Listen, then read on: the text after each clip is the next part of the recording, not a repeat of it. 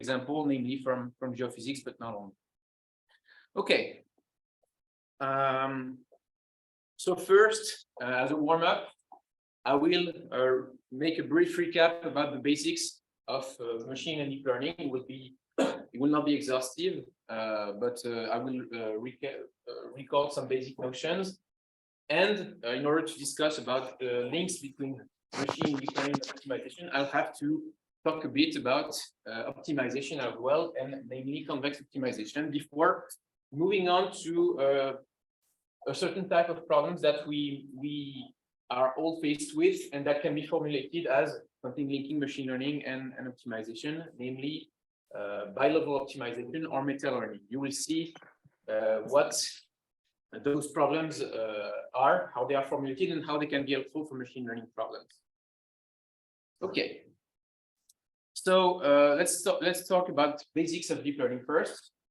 So in a machine learning problem, we'll talk about supervised learning today. So supervised learning, I'm sure you've all at least heard a bit about it. It's about basically always learning a relationship between inputs X and outputs Y, right? So the goal is to learn a function linking X and Y, parameterized by a certain number of parameters that you may want to learn from examples, a data set of input-output pairs, Xn, Yn, with a certain number of samples, big N. So X will be the input, it's the d-dimensional variable, assumed real. Depending on the problem you're tackling, Y can be either categorical or continuous. So there are two main problems that we'd like to address with this setting. It's first classification and second regression. So essentially they're the same in the same framework. We always want to learn an input-output relationship. The difference is that in classification, the outputs Y will be categorical in the sense that Y can only be a finite number of values, each corresponding to one class. So there can be many ways of framing the problem. Y can be a number between 0 and k-1, where k is the number of classes, or there can be other representation as long as you have a finite number of values, each corresponding to one class. So that's classification. And in that sense, what you want to do is, given a labeled data set where you know the inputs and the corresponding class, learn to reproduce that behavior and hopefully generalize to unseen data in order to make predictions about data for which you don't have the label of truth.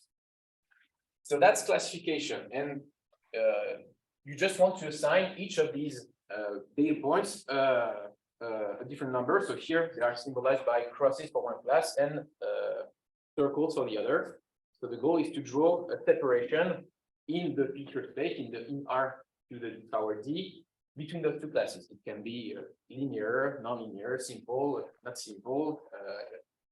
The goal is that it should generalize to data that's not part of the training set.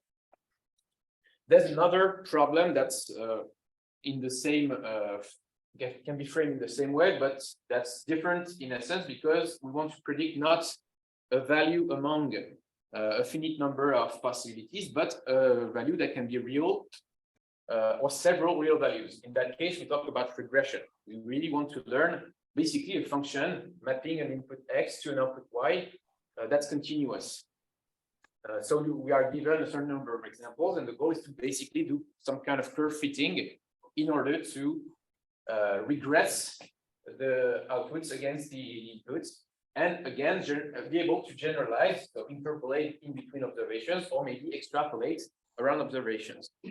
So those are the two main supervised learning problems that we encounter every time in machine learning: classification and regression. But in a sense, there can be both framed as learning a function between an input X and an output Y given a certain number of examples. And so the question is, how do we choose this function? And how do we tune its parameters so that the data is well represented?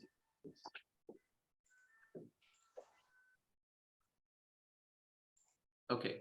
So the ingredients for supervised learning in either case are training data, obviously. So examples of input-output pairs that you want to be able to mimic and even extrapolate from. And as I said, the big question is how to choose the types of functions that we allow to learn this input-output relationship. So to do that, we are going to parameterize the set of achievable functions by saying, okay, I have basically a formula that can compute them as a function of a certain number of parameters that I want to adjust so that I can learn the input-output relationship. So once you have chosen a set of possible functions, you have what we call a hypothesis set. So a set of functions you are going to use and try to find the best fit. How do you find that best fit? Well, you need to be able to compare your predictions, okay, to the ground truth, meaning for a given xn, you are going to compute f theta of xn, which will give you an estimate of yn. And the goal, of course, is that for your training samples, these estimates are as close as possible to the real labels. If you've done that, you've fitted the training data. And now, hopefully, you can generalize to new data. So you need a way to compare the output of your model, f theta of x, with y. So you need to compare your estimate of the labels and the true ones. To do that, you will use a loss function. So basically a notion of distance between those quantities. There are many choices possible, but I'll just give you the typical example for both the classification and regression problems. For regression, typically you'll use, since you're dealing with continuous values, real values, or values in R to a certain power, you use simply the Euclidean distance between your predictions and the real targets, the real labels. The goal will be to find theta such that this distance is minimal on average for all training samples. So for regression, you'll have something like, I don't know if I'll try to write here so people can see, here, you can see on the board. So for instance, for regression, this loss function will be the sum from n, from 1 to the number of training samples of the Euclidean distance between f theta of xn and yn. The goal will be to find theta such that this quantity is minimal. So on average, over all training samples. So this defines a loss function that we'll have to optimize. We'll have to find the theta to make this positive quantity as small as possible, given that theta is more or less constrained depending on how we chose it. For classification, the idea is the same. We still want to compare our predictions to the outputs of the model. The thing is, the difference is that now y is only categorical. So we'll have to find a loss function that can account for that. We could use the same as in regression, but it's not the typical choice because we can show that it may not be optimal given some reasonable hypotheses on x and y. So we use another loss that's called the cross entropy. So that's basically the same idea, except that we have a function that's more adapted to the fact that y comes from a discrete step. But basically, in each case, we choose a loss function to compare model outputs and ground truth. And now, once you have these three ingredients, the last thing is to actually train the model, so feed the parameters so that they match the training data. To do that, we have to use optimization algorithms, usually gradient-based. So we'll talk about this in a moment. But how it goes, usually you show an input data points to the model. You pass it through all the necessary ingredients to compute this f theta. So we'll see in the next slide what choices we can make for f theta. But basically, you compute f theta of x. You get a prediction y. You will compare that to the true target using the loss function. So you get a value for this L of f of x, y. And then you will change the value of theta so that the loss is smaller after this change than before, hopefully. So that you're actually minimizing the function. So you have a new set of parameters, and then you can loop and do the same thing all over again with your new values of the parameters, and so on and so forth, until until convergence, hopefully, to a value of theta that makes this as small as possible. So that's the basic idea about supervised learning. You need training data. You need a set of functions to fit your data set. You need a loss function to compare the model outputs and the labels, and you need an optimization algorithm to find the best fits in terms of the parameters. And this is valid either for regression or classification. The only difference would be the choice, possibly of f and of the loss function. But the framework is the same. So let's talk for a moment about what I call the hypothesis set before. So it's basically the set of functions you are allowed to choose from in your model. So the goal is to choose. So hypothesis set is maybe just a fancy word for model linking the input and the output. Ideally, we'd like a model that's expressive in the sense that it can represent a lot of different functions, so that you have a large array of functions to choose from to fit your data set. So it should be expressive, but at the same time, it should not be too complex, because if it's too complex, it might be hard to find the good candidate among all these possible functions. And typically, this will be a problem for generalization purposes, meaning that when we would like, once we have trained our model, to apply it, the final goal of supervised learning, we'd like the function not to be complex so that it can extrapolate from new data. For example, let's see about this regression problem where we have 3 different models that have been used to fit the data. We have these many points between here it's time, okay, the x is time, and y are values. So you have here we have chosen as f theta only linear functions. We can only fit straight lines to this data set. So you see that here we have we capture a bit of the relationship between x and y, but clearly it's not a good fit because many points are far away from this line. Hopefully, we'd like them to be close. So in other words, using a linear model, just a linear function to fit this input-output relationship is not good because you have what we call underfitting. A lot of points are actually far away from the line. So you'll have typically a large value of the average distance between these points and these lines. So in that case, we'd like maybe to choose a more complex model. Typically, we know that lines won't be enough, so we choose something a bit more complex. And here we have a curve that doesn't pass through all the points, sure, but that's never very far from them. So it's actually a good fit because here, if you choose a point here in time, you will predict this value, which is reasonable given the training samples that you've been given.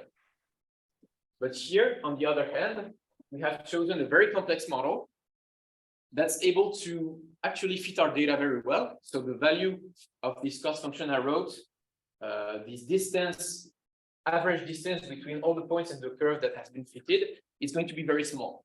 So we can imagine that it's a good thing. That's what we wanted to do in the first place. So indeed, on the fit on the training set will be very good. The problem is that that's not actually what we want. What we want is to be able to make robust predictions for unseen data. So when we do that, well, we'd like to find the value of maybe this for this time, or maybe even extrapolate for this time here. So for this value here, we predict something that's around here. And the question is, how am I? This seems like a very specific value to predict. And given the data that I have, what's the reason to use that point rather than all the points that are here? I actually don't really know. So I'm not sure that this is an accurate prediction. Even worse, if I want to extrapolate in time here, so here I can assume that in this case, in the middle case, if I want to extrapolate further, probably the curve is going to do something like that. And after that, I don't really know. But here we have introduced variations in our function that are so intricate to fit the data that most likely, as soon as we are going to extrapolate, we are going to do silly things, strange things that will not extrapolate well. So in this case, we say that the model is overfitting because it's so adapted to the training data set that it's not able to make robust and accurate predictions on new unseen data. Here, on the other hand, it's more reasonable because we know that this value may not be the right one, but at least it's not, it makes more sense to have a smooth function here than something very intricate that passes through all the points. One of the reasons might be that most likely we may have noise in our observation data. So we want to be able to account for that noise. And here, clearly, it's not a good thing to do to pass through all the points because we don't know how well, we don't know what's the behavior outside the unseen data. And it would be the same for classification. In the example I showed before, say here that I have many more points, maybe some here, some here. I don't know. Or some here. Here I'm making mistakes with this model. Here again I have a linear model because I have a linear separation between my two classes in 2D space here.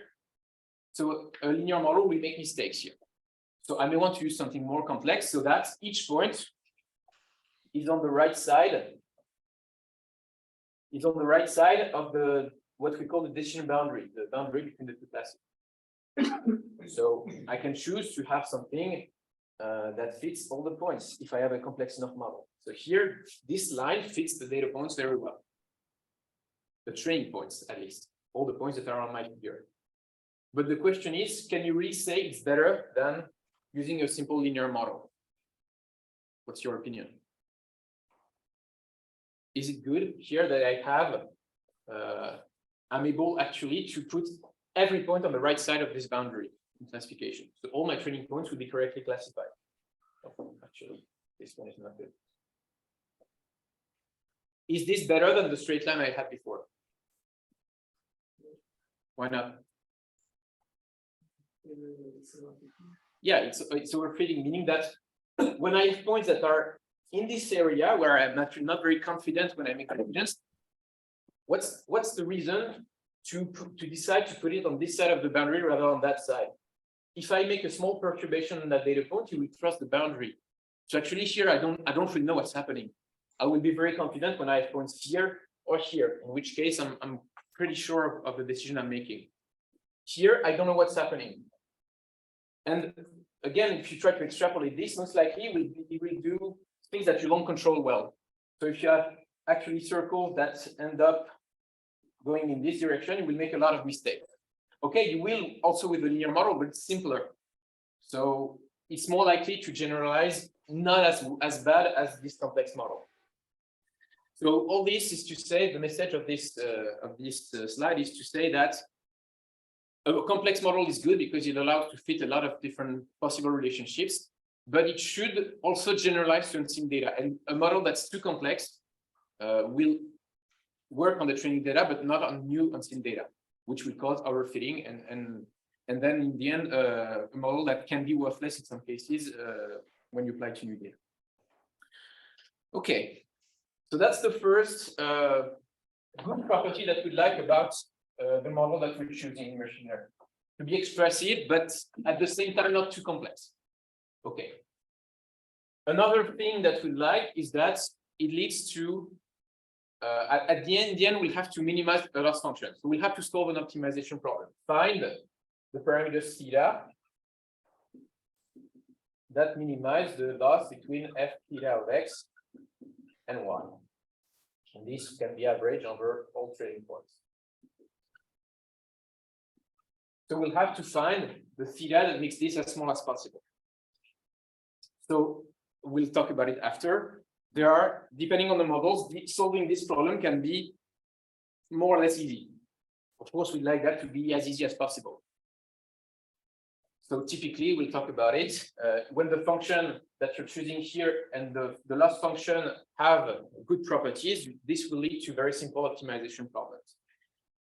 With a complex model, you can imagine that it will be much more complex to find the value of the parameters that makes this as small as possible. So that's one thing that we'll have to take into account. One last thing, But hopefully, we'd like the model, if possible, to be interpretable, meaning that we understand somehow how we make a decision. But the problem is that this constraint is very much at odds with the first one. The more expressive a model, the less easy it is to interpret this decision, just because the function in models is more complicated, more intricate. Typically, for linear models, you understand what's going on because it's very simple. But as soon as you have nonlinear models, we'll have typically complex functions for f theta that might not be easy to interpret. So those are the three things that we'd like to have for a good model: expressive, easy to optimize, and interpretable if possible. So let's talk about the simplest model you could choose. And those would be linear models, meaning that we choose for this f theta something that's just a linear function of the input x, possibly composed with another function sigma that we'll talk about. So in that case, be it either for regression or classification, I can choose in any case to have a linear model. So for, let's say I'm talking about regression first, I'm choosing to model y hat, or f theta of x, as a matrix of parameters that I will have to train that multiplies x plus some bias term or some intercept. So actually, I'm saying linear, but it's an affine relationship technically. But you choose this function to be the simplest possible, just a linear operator up to a bias term. And you'll have to optimize for W and W0. And on top of that, you can compose with a function. For regression, typically, you will use the identity for this function. And in the end, you will do what we call linear regression to do that. You will try to fit a linear function to fit the input output relationship. So this is what has been done here, for instance. Here, it's just that the input is real valued, the output is real valued as well. So W is simply a scalar and W0 as well. So you have two parameters to fit here. In that case over here, you have two-dimensional x and one value to predict. So in the end, W here will be a vector and W0 a scalar value. So that you indeed have a function from R2 to R. For classification, one of the simplest models you can think of, so a linear model for classification, is similar, except that on top of this linear transformation, you'll add this function here, sigma, in which in this case it will not be the identity.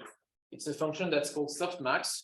Well, and just what it does, it's simply that the output of this linear relationship can be any real value. And here we want something to be categorical. So the goal will be to limit the range of this transformation. It can be the whole real line if you want one value to predict. And typically, let's say for a binary classification problem, when you have two classes, you'd like to predict something that's between 0 and 1. Because if it's 0 or close to 0, you will say that, okay, this is the class that I've labeled as 0. And if it's close to 1, you will say, okay, it's probably the class that I've labeled as 1. And if it's in between, well, you have to put a threshold somewhere to make a decision. But basically, you'd like your output to be between 0 and 1. So you have to add a function to enforce that property, to squash, in that case, all the real values that come here between 0 and 1. Okay. So in any case, here we have linear models either for regression or classification. The good thing is that these models are easy to interpret. For logistic regression here, so the equivalent of a linear model for classification, this will lead to a linear decision boundary between the classes. Because actually, whenever here the output between 0 and 1 here is above 0.5, I will decide, so I should put here rather, I will decide that the class is yellow or blue if it's on the other side. But it will lead to a linear decision boundary, which is simple and easy to interpret. Same thing for linear regression. You will get here, in that case, a plane that separates the 3D space here into two parts. So those models are interpretable, they are simple, and another good thing is that they're actually easy to optimize. So more on that later. But those models are very simple. The only problem with them is that in some cases they're too limited, meaning that they're not expressive enough. So if you have this type of relationship, using a linear regression, as we saw, is not the best choice. Okay, so now let's move on to more complex models then. Let's talk about the most basic neural network that you can think of. So a way to change this limitation of linear models to make them more expressive. The way we'll do it is that to have more complex functions, we will decide to just compose a certain number of building blocks, each of which will have the same shape as the linear models we had before. The only thing is that we're going to stack together a composition of several functions like this. And the reason we're doing this is that provided that at least some of these functions here are not linear functions, the composition of several blocks will not be a linear function anymore. So I will be able to model a richer class of functions by composing blocks like this. And that's what is done in neural networks, in basic neural networks. So now our F will be a composition of such building blocks that we call layers. Okay, so we have 1, 2, 3 K layers here. So we apply the first layer to X with the sigma that now we'll call activation functions. And this block will have, as before, a matrix W and a bias term B to optimize for. And the same will be true for all the layers. So if you are at one step of that network, if you know what's happening after K layers, if you want to find out what's going on in the K plus 1 layer, just have to do the same operation as before, linear transformation, composition with a nonlinear function, and you get the new representation. And again, the way we're doing this because the more layers we add, typically the more complex the model we can actually use. So those are the most basic neural network you can think of, and they're called multi-layer perceptron or fully connected networks. And they're usually represented like this. So this is the most general network you can think of. And if you've heard or maybe used other types of networks before, such as convolutional neural networks if you're using images, or recurrent neural networks if you're using time series, in order to account for the fact that the data are structured and not just maybe different features that may or may not be related to each other. Those are actually particular instances of this model, just with restrictions on have typically weight sharing schemes to account for the structure of the data. I'm not going to go into the details here because today's discussion is basically agnostic of the choice of network that you have. But in all generality, a CNN or an RN is just a particular instance of this model. Okay, so now here we have more complex model. The question is, so we'll try to answer all the same questions we asked before. Are they expressive? Are they easy to optimize? And are they interpretable? So is it easy to find the solution to this problem when F is no longer linear? Well, when it's linear, the good thing is that you have guarantees that this basically will be defined, and you will be able to find a good solution for this. Again, more about this later. The problem is that as soon as you have something nonlinear here as neural networks, the optimization will not be as easy, and even in some cases, you can have actually a closed form solution here. For linear regression, you can actually find the exact value of theta. For logistic regression, it's not possible, but it's simple enough to do. So here, as soon as F is nonlinear, you will have to give up trying to find the explicit solution here. So we have to use iterative algorithms to find a solution. And most of them will be based on a form of gradient descent. So what is gradient descent? It's simply, okay, I want to optimize this function here. So I want to find the theta that best matches these, that minimizes this cost function. So I'll start from some value. which I may or may not know how to choose, but I'll define an initial value, theta 0, to an initial value for my parameters. And the simplest thing I can do is, okay, try to find a direction in feature space that will lead to a decrease of the function I'm looking at. So we just have, starting from this point, we have to find a direction in which we'll make a small step. So here you have a 2D function that you want to optimize. You have the value on the z-axis and the two input variables x and y here.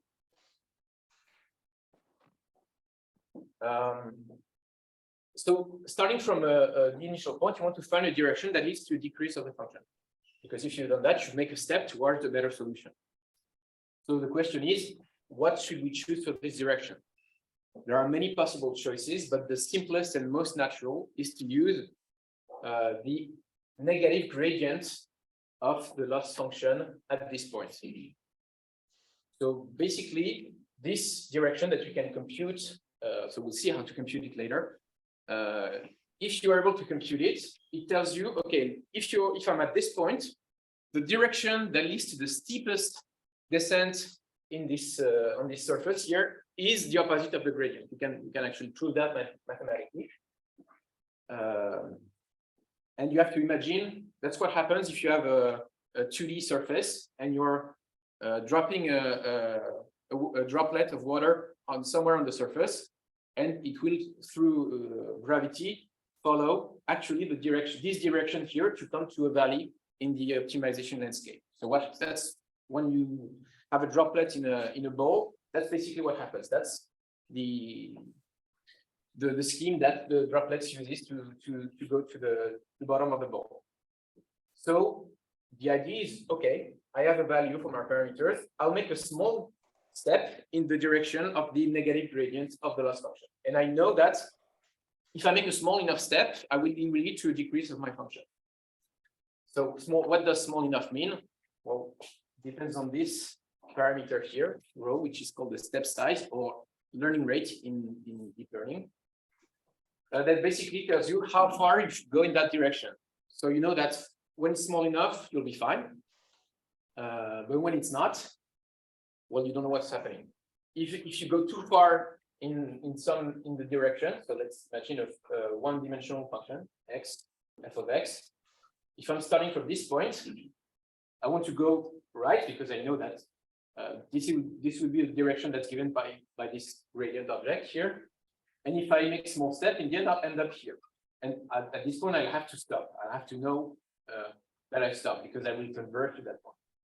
But if I make two large steps, well, what could happen is that I'm going here.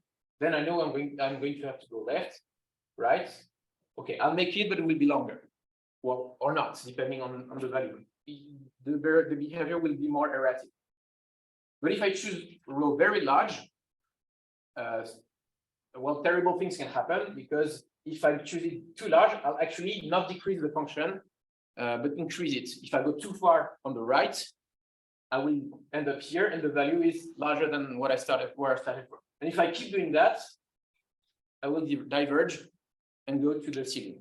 So we have to choose this parameter carefully. What we know is that if it's small enough, I'm guaranteed to end up in the right, well, in a point that will be, well, more on this later, at least locally optimal. But the thing is, if it's too small, it may take a lot of time. And by a lot, it can be a lot.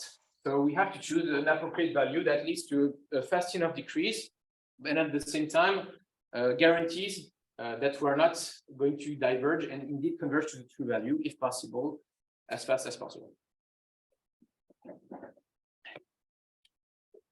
Okay.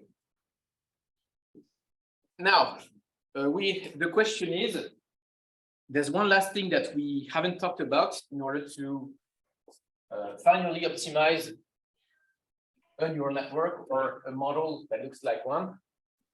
It's how do I actually compute this quantity here?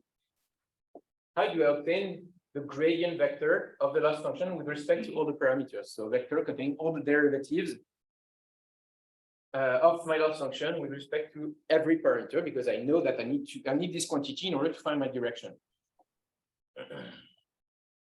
Well, let's see what happens. I want to compute the derivative of this function with respect to the parameters that I want to train. So L, the last function, is a function of the output of my model, f of x, and y. So actually, if I want to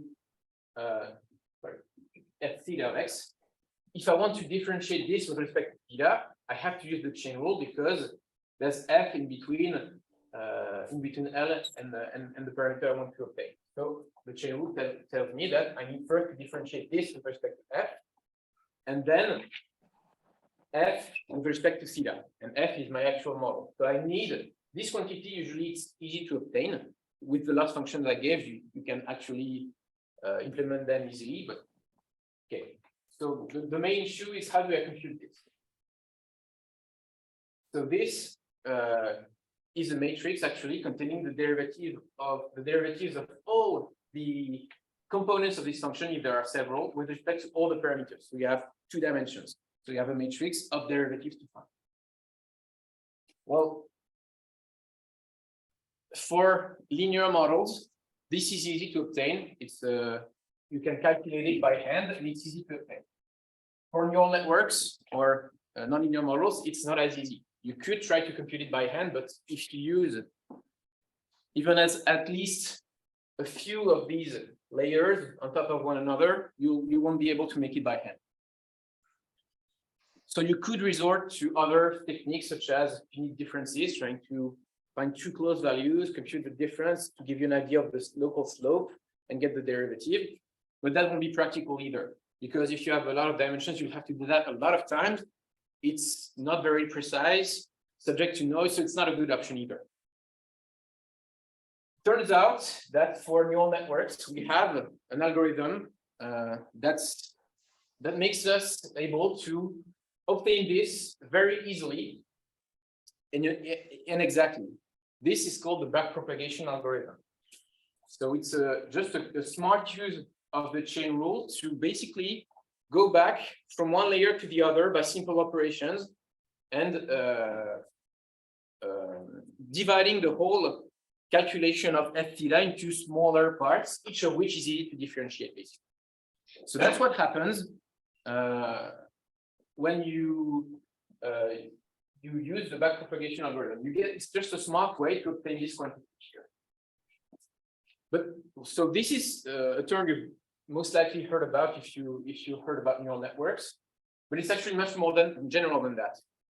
Basically, backpropagation is the algorithm we use to compute this stuff here, df over d theta, for f that is a neural network as we've presented before. But it's actually an instance of something more general that's called automatic differentiation. So what is that? It's basically the same idea, except that it works for things that are not only neural networks, but basically any sequence of simple operations that you can think of, as long as the elements are simple enough and known by your computer, basically. So that's why when we do deep learning, we usually use specialized frameworks. We don't do anything by hand. We have a framework that you may have used or heard of, such as PyTorch, TensorFlow, JAX, and or DLGD, and there are many more. And those frameworks are very powerful because basically anytime you define a function, you code a function in those frameworks. So function of some parameters, it's able, once you've told him how to compute the function, you call a simple routine that will give you the derivatives of this quantity and maybe all the intermediary ones, if you want, with respect to theta. And how it does that is basically some kind of generalization of this backpropagation algorithm. So whenever you're using PyTorch, TensorFlow, whatever, you can get for free this guy here, the derivative of any function with respect to your parameters, as long as you coded this the function you're interested in the framework, so that it understands the different steps. So the way it does that, without going into details, is that when you code the function, it builds a graph storing all the small operations that you make to go from one step to the next. So if you have a log of x plus y, first it's going to compute x plus y, then apply the log operator, and so on. So it's building a graph of operations in the memory of the computer. And this backpropagation algorithm, what it does basically is that it starts from the output and goes back in the graph to find the derivatives of all the quantities with respect to the output. And by doing that, in the end, you're able to obtain the derivatives of any of those quantities with respect to any parameter you want that you declared as trainable, meaning that you need the gradient of the output with respect to that parameter. So it's actually much more general than neural networks. Of course, this includes standard neural networks as I've presented them, but it's any sequence of operations that you can code in those frameworks can be combined with automatic differentiation. Okay. So why am I telling you that? What does automatic differentiation allow you to do more than just regular backpropagation? So what it means is that basically you have a framework for which you can do optimization for free. Why? Because you're able to compute derivatives of any function with respect to anything you want for free. So as soon as you want to find a value of one of the parameters you're interested in that minimizing function, just code that function in that framework, obtain the derivatives, and now you can do gradient descent on your own or using even the optimizers that are pre-coded in the framework. So basically, if you code anything in PyTorch, TensorFlow, Julia, etc., you have a framework that enables you to optimize anything as long as you can program it in this framework. So it's very powerful. You don't have to do computations by hand anymore. Another nice aspect of it, and you'll hear more about it probably next week, is that it makes it possible actually to hard cable some operations in your model if you think it's necessary, rather than just a sequence of layers. If you know that, for instance, you're modeling time series that have been generated by some equations, some differential equation, well, you can actually inject the information that you're dealing with data that has been generated by a differential equation. How you do that? Well, for instance, let's assume that you know that you're looking at data that's so time series of images that have been generated by some kind of diffusion equation. Okay, so this is just a simple diffusion equation, a heat equation. And maybe I have information, because I know the physics, at least partially, that the data I'm looking at comes from a physical equation, such an equation. Maybe I just don't know the coefficient kappa that's in between, or it can be more complex, of course. But what I know is that if I knew that value, I can use the algorithm of my choice to integrate that equation and find a solution of this equation. So if I have lots of data points, but I don't know the equation completely, maybe I'd like to learn that value from data. Maybe I'd like to find the best fit of kappa such that it matches my observation data. So what I can do is represent this equation as some kind of neural network representation. So basically, code the solver of this equation in your favorite framework. I'll just use PyTorch from now on because that's the one that we use. And you have basically a model that spits out, when you give it an input and a value of kappa, the solution of the equation with that particular value. And you can try to find out maybe whether that solution you've computed matches your observation data. So you can compute, for instance, the value of this from your model and some observation at certain times of that you have of the variable, and try to find kappa in that case. So this is the output of a solver for this equation that makes this function as small as possible. So in other words, you want to find kappa that best fits your data, and you can do that almost for free, provided you've coded your model in PyTorch. by just optimizing, doing gradient descent on these parameters, because PyTorch allows you to obtain the derivative of that thing with respect to kappa. So the message here is that automatic differentiation is very general and can be used basically to differentiate anything you want. So if you want to inject prior information on your problem because you have it, well, you can do it with automatic differentiation, and you won't have to compute the derivatives by hand. Yeah.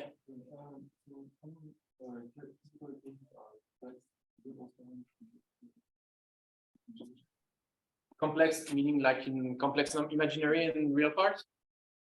That's a good question, actually. You can all probably find a trick. If it's not implemented, you can probably find a trick to do it on your own. Maybe it will be cumbersome if you can. I'm not sure if PyTorch supports complex differentiation.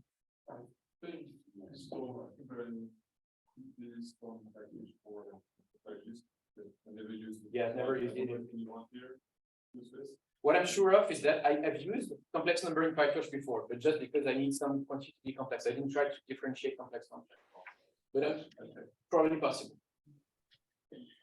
Okay, so this was just one teaser about what automatic differentiation allows you to do when you have prior information on the problem you want to solve. But more on that next week, probably. Okay, so I've tried to make a brief summary of supervised learning and how you optimize models in deep learning without talking about optimization, actually, just talking about the whole process of it and what the fact that you don't have to compute derivatives by hand allows you to do. Now, before moving on to the second part, I'll have to talk a bit about optimization itself. So how do you optimize functions?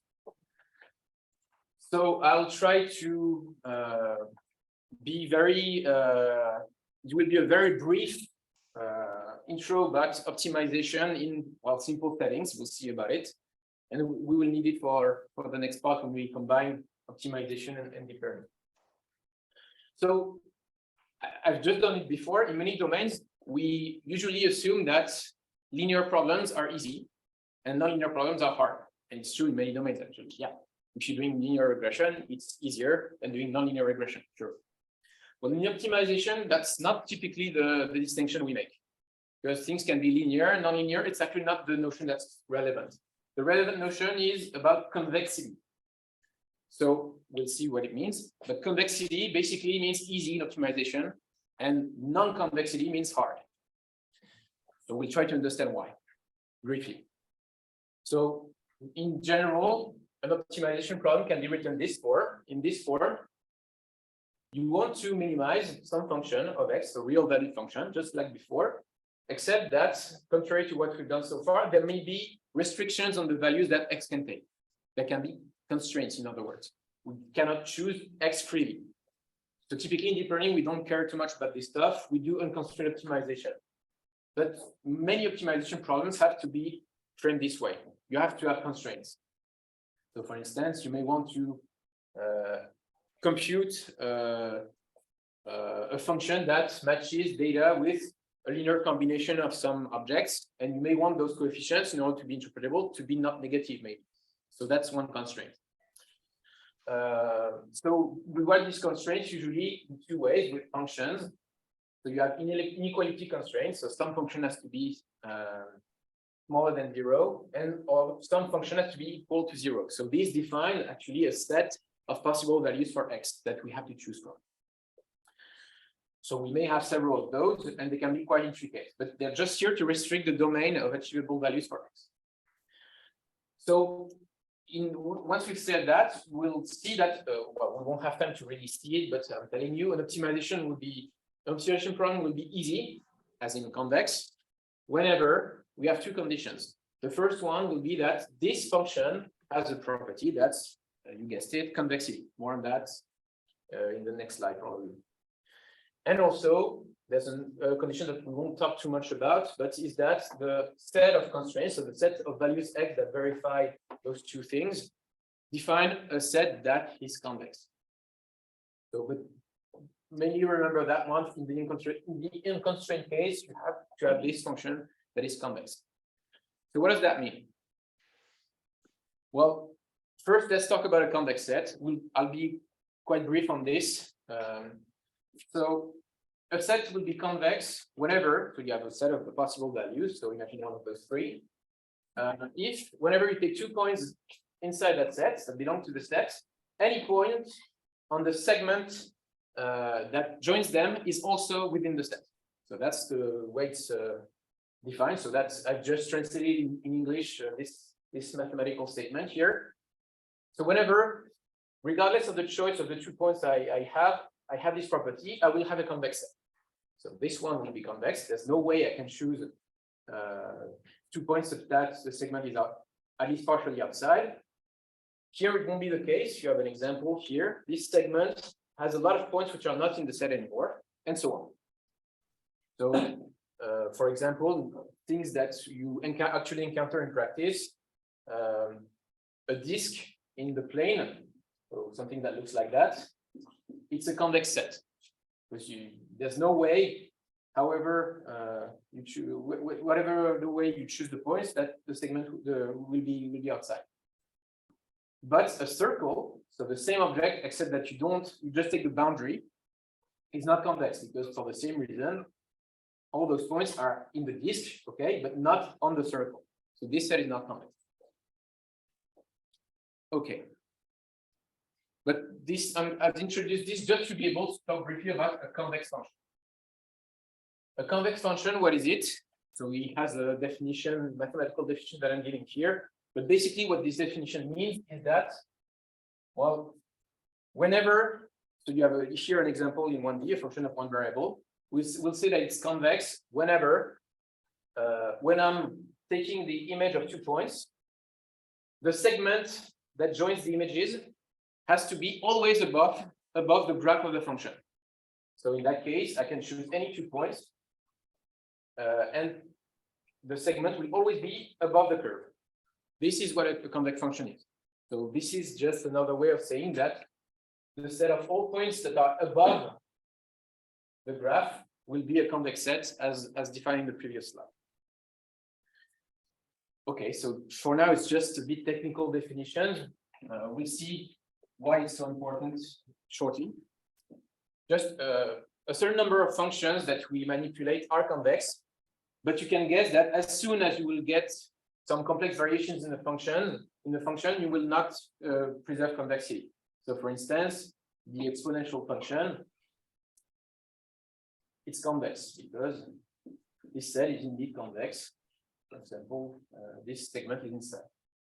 But all of them actually are. A linear function is also convex. Just barely, because if I have this function here, this is indeed above the graph, but there's equality actually. But other than that, this set is convex. Well, let's show you a simple example when it doesn't work. Let's take a function that's like that. So again, one-dimensional function. Here, this function is not convex because if I take this point and this point, for instance, this segment actually is below the curve. So this, or in other words, this set here is not convex. So why is it important in optimization? So we're going to talk about it briefly, but just to give you an idea. Let's say I want to do gradient descent on that function, because that's what I want to do in the end. I want to optimize functions.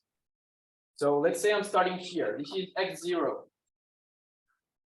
Okay, here in 1D, I have to find the equivalent of the gradient. So a direction that tells me if you make a little step here, you will decrease the function. So here I don't have so many choices. I have left or right.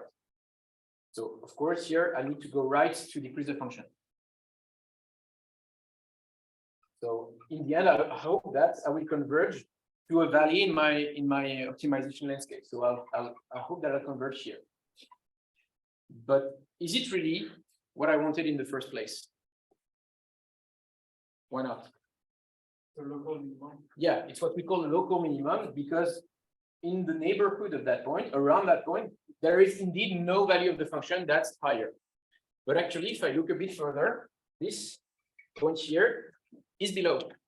So this is actually what I'm looking for. But I've only found that. And the values of x are far from each other. So I'm not sure this is actually what I wanted. on the other hand, if I started from here, things would have been okay. I would have found in the end converged to this point. If I had started from here, I would have gotten here.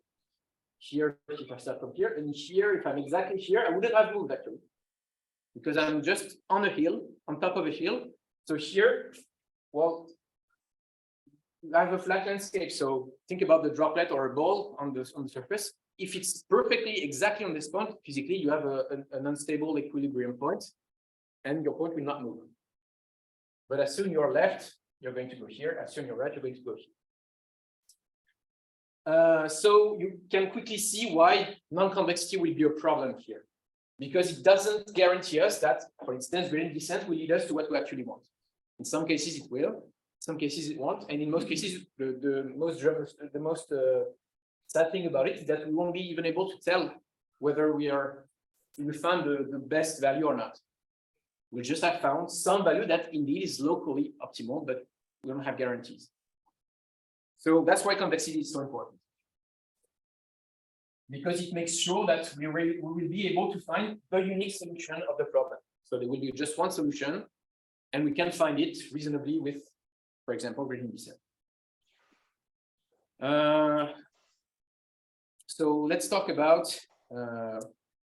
just to give you a simple example, about a constraint optimization problem, just to visualize things.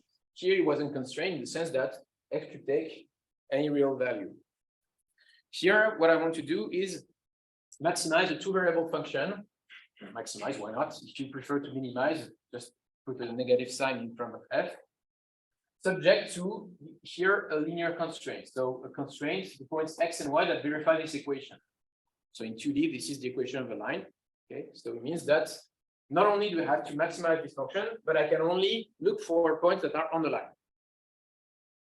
So if I didn't have that constraint, I have a hill here, so it's clear here that the global maximum is here. But I can't choose that point because I'm on the line. So I need to find the point on the line that's the highest. So it won't be the same as the one if I allow all the plane to be chosen from. And here again, the fact that this set is a convex set makes things well behaved. I'm not going to go too much into details about this, but what you have to remember, if you don't have constraints, you will know that your problem is well behaved if this function is convex in its arguments. And you have ways to check for that. That can be easy or not easy, but I don't have time to talk about them anymore. Okay.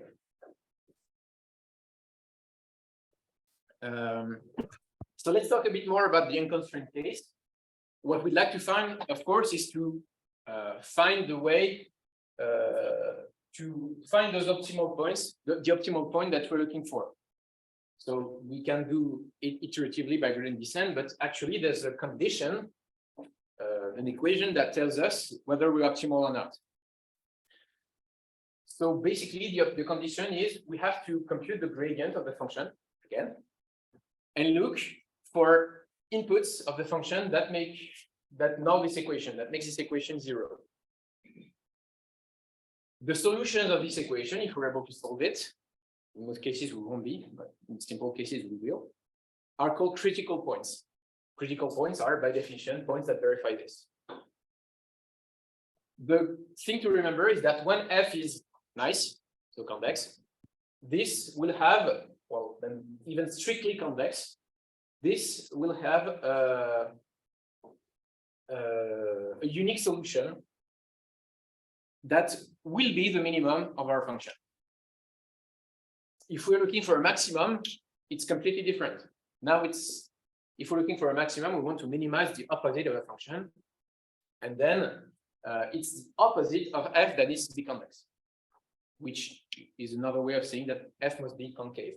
Another word for that. Anyway, if you have a convex function and if you are able to solve that equation, strictly convex function, you'll have only one such value, and you'll know that it's the point you're looking for. So this is an equation that completely characterizes your solution. So it's a necessary and sufficient condition for optimality of x. Well, when it's not convex, what happens? Briefly, this condition only becomes necessary if I find the minimum then this is true for that point x. But on the other hand, I can find points that verify this equation that no longer are minima. So they can be local minima, or they can be other objects entirely. So for instance, here you just have what's happening with only two-dimensional quadratic functions, so functions that only involve x1, x2, x1 squared, x2 squared, or x1, x2. Nothing more complex than that. And just with those functions, depending on the values of coefficients that are in between those terms, you can have completely different behaviors. When the function is convex, you have something very, very nicely behaved, and you have indeed a unique global minimum that's here. You can have functions that are a bit degenerate, in which it is indeed convex, but not strictly. So it means that you have several points that reach the same optimal value. So you have several global minima, and each of them is a solution to your problem. In this case, you have a function that's the opposite of a convex function. So here, if you look for a point that verifies this equation, it will be unique, but it will be a maximum, not a minimum. You're looking for minimum. And here, well, this function is unbounded below, so it's not even meaningful looking for a minimum of this function. And this one here is even more complex, and it's called a saddle point. It's basically a point on which, indeed, you solve this equation when you're at it, which is another way of saying that here you can make a plane tangent to the surface that's horizontal. But actually, if you go in some directions, the function will decrease, but if you go in some others, it will increase. So think about a saddle. It's the same object, and it's neither a minimum or a maximum, but still it solves that equation. So those are usually points we want to avoid, at least in many cases. So basically, when we don't have convexity, we don't know what's happening. And we can still use gradient descent or things like that, but we can only guarantee that we will go towards local minima of the function, or in very extreme cases, we won't even solve the problem. Okay. So again, if we want to minimize the function, you can use gradient descent. So go in the direction of the negative gradient, which is what we do in practice. Or in deep learning, we use variants of those, such as stochastic gradient descent, which is basically a refined version of this. I'm not going to talk about it too much.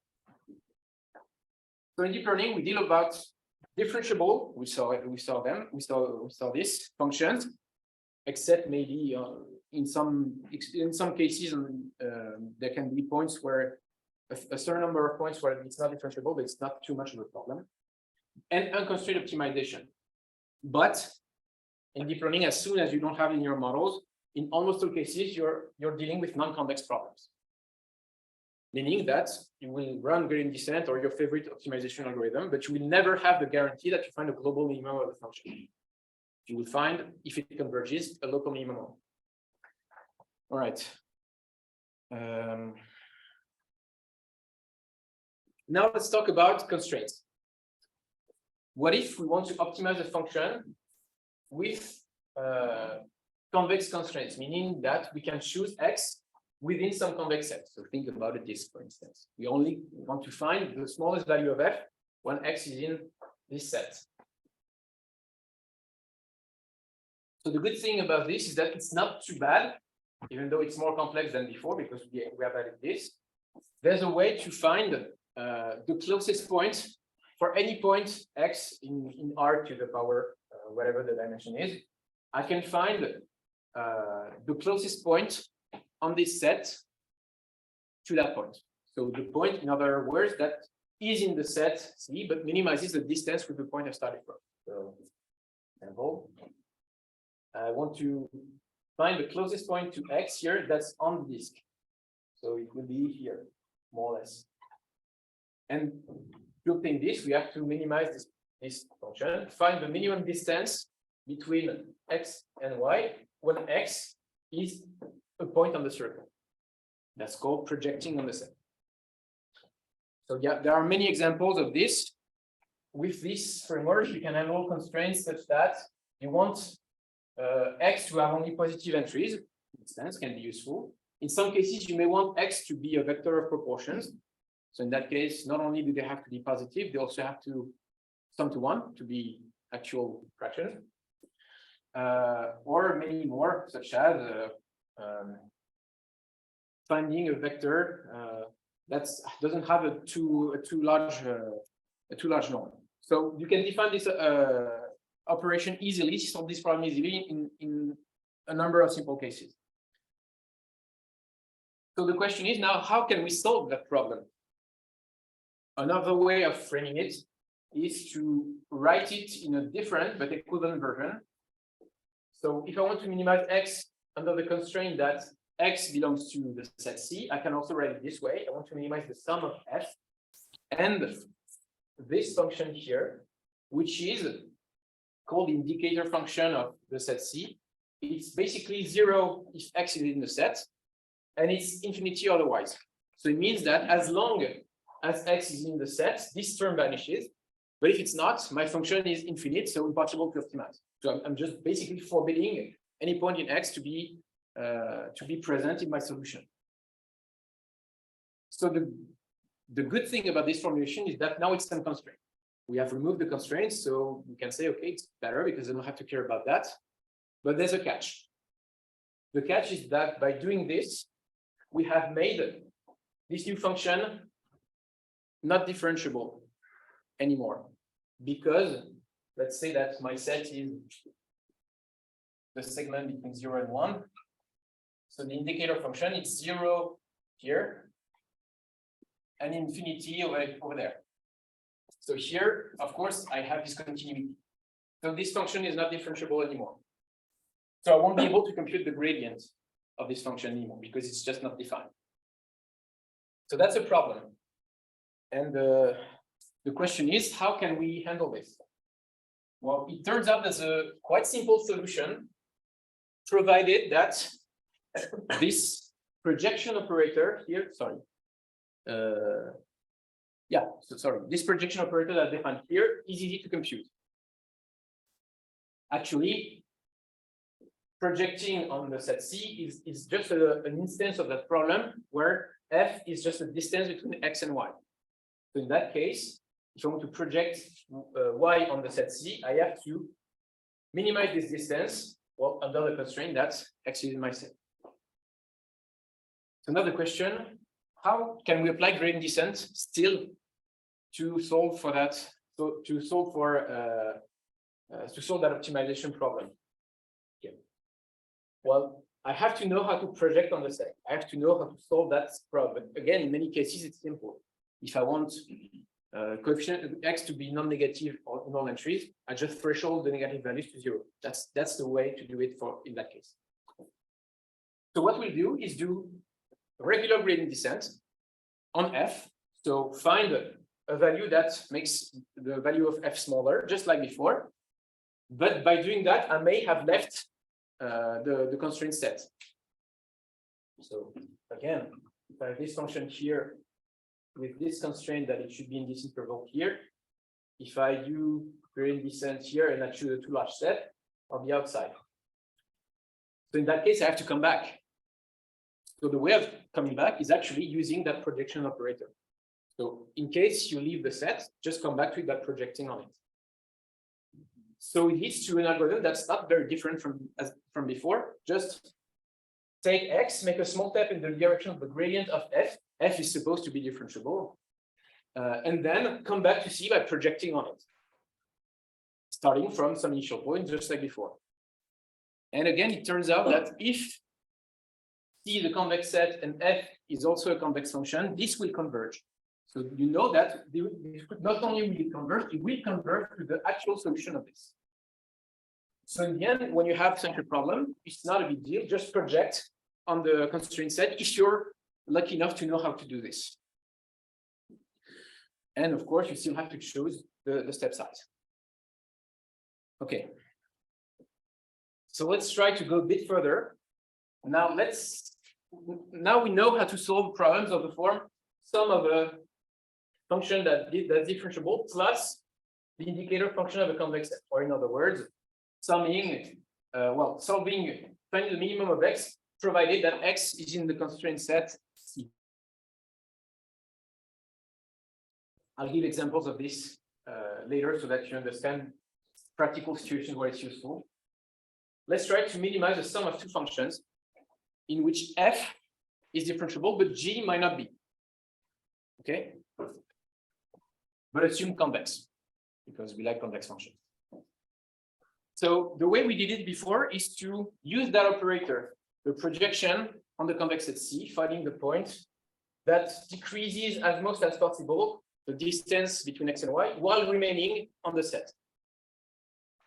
And by analogy, this function here, which is trying to minimize the distance between x and y plus g of x. So if I'm able to solve that problem, I'll get a point that's close to y, because I want to minimize the distance between x and y, but also that leads to a value of g that's not too large. Okay, so I want basically both things. I want g to be not too large, but also I also want my point to be close to the where I started from. So in a way, it's kind of a generalized projection, except that here I don't have this function anymore. I have something more complex, but still non-differentiable. And this has a name in convex optimization. It's called a proximal operator. So why bother? Is this problem easy to solve? Well, in generality, no. But for many functions that are actually useful, it's not too hard to solve. And in many cases, you actually have closed form solutions for this. So now, if you have such a problem and you know how to compute this, you can do exactly the same as before. Before we did gradient descent and projecting back on the set. And what we do is do gradient descent and using this guy here, so to make sure that G is not too large. So it's kind of a generalization of a projected gradient. Here it's called proximal gradient. So you can handle with this a sum of a differentiable function and a non-differentiable function. And still you have to choose an initial point and a step size. So, as I said, for a large number, well, a good number of functions that are of interest, this operator can be solved in closed form. I gave a few examples here. So, for instance, one of the most likely the only case that we discussed today, if this function is the L1 norm, so the sum of absolute values of a vector. So in one dimension, think of absolute value, not differentiable in zero. Well, you can solve this problem exactly. It's defined this way, not very important. But it means that whenever you have a differentiable function here and the L1 norm here, you'll be able to solve that problem. Now the question, what's the point? Let's give an example. So let's assume that we have some signal, so in R to the power n, that you want to decompose as a linear combination of a lot of potential primitive signals, dictionary signal modes, and you'd like to know how each of those weighs in the decomposition. Okay, so you'd like basically to build linear combinations of those reference signals and look for coefficients that weigh them. Okay, so B is a linear combination of all those signals, primitive signal A, which can be written in this form or in a matrix form AX if A is a matrix that gathers all the vectors AI in its columns. And X is a vector that gathers all these coefficients. So in that case, if I want to, typically in a practical situation, I will have potentially a large number of such modes or atoms to choose from. And in some cases, it might be even more than the dimension of B. So why is this important? It's because if I want to recover X, basically I have to solve AX equal to B. I have to solve a linear system. The thing is here is that in my conditions, I have actually less equations than unknowns. So either my system doesn't have any solution, but if it has one, it has actually an infinite number of them. So which one should I choose? I don't know which one is the best actually. I have an infinite number of solutions, so which one should I favor? Let's give an even more practical example of this situation. So here we are looking at an application in remote sensing with hyperspectral images. So what they are multivariate images in which each pixel is a vector in which you have the information about the reflectivity or the reflectance of whatever is inside the pixel for a large number of wavelengths. Large meaning up to a few hundreds. So in that case, it's not like an RGB image where you have just 3 values that are very far in the electromagnetic spectrum from one another. Here you start to have something that is almost continuous. So it makes it possible to finally distinguish whatever is inside a pixel. You can have several things inside in each material. Well, we hope he has a distinctive signature in this domain. So in that case, you may want to find out, because your sensor doesn't have a good spatial resolution, whatever is inside a pixel. You may have several materials inside it, and you want to know which one are there and in which proportions. Okay, in order to explain in each pixel, here we have a combination in this observation. We know that in the field of view of that pixel, we have 4 things: vegetation, soil, some kind of mineral, and a man-made material. And you like not only to find those, but also coefficients that weigh them. So it's exactly the same framework as this. And again, in many practical situations, sometimes you have to estimate this from data, but in many cases, we actually have dictionaries of such signatures that have been recorded in situ with spectrometers. So you can have a large dictionary of potential things that could be in your pixel. And they can be huge. If you have 200 dimensions for the 200 wavelengths, these things can be more than 1,000. There can be more than 1,000 atoms in that dictionary. So here we are exactly in that setting. The only information that we haven't used is that, well, okay, if you have a dictionary of 1,000 things, you can reasonably assume that in each pixel of the image, you won't have 1,000 materials. Most likely, you'll have a few, maybe 1 if you're lucky, 2, 3, maybe up to 5. I don't know, depending on the resolution, can be more, but you won't have 1,000. You will have much fewer than that. So it means that actually the solution you're looking for, okay, solve this equation, but it also has a lot of coefficients that are 0, because you don't want everything to be in your pixel. So in that case, among all the possible solutions, you should choose one that has a lot of zeros in it. And the question is, how do I frame that property into an optimization problem? There are several ways of doing it, but one very popular option is, so if I know that my solution is sparse, in the sense that X, the solution I'm looking for, has a lot of zeros in it, so it means in my problem, I only have a small number of atoms that are active in each pixel. Then, under some conditions on the dictionary that we will not try to check, we know that the exact solution or a close enough solution can be obtained by solving this problem. You want to find the least square solution of your linear system. So that gives you the solution that has the smallest, the smallest distance, L2 distance between X and B, AX and B. And you're adding this term here, that is some coefficient time the L1 norm of the coefficients X you're looking for.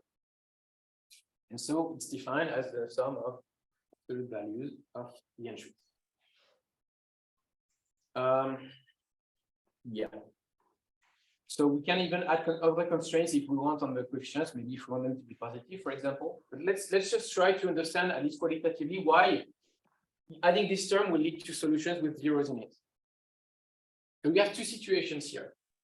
So let's rewrite that problem in an equivalent form. If I'm adding this term in the cost function, I can, in an equivalent form, write it as I want to find the solution of the X that makes this as small as possible under the constraint that this L1 norm is not too large. and not too large mean smaller than some lambda. It's actually the same as the previous one. So let's try to understand why this will lead to sparse solutions. So first, let's see what happens if we add two norms here instead of the square two norm, something differentiable that we may want to use.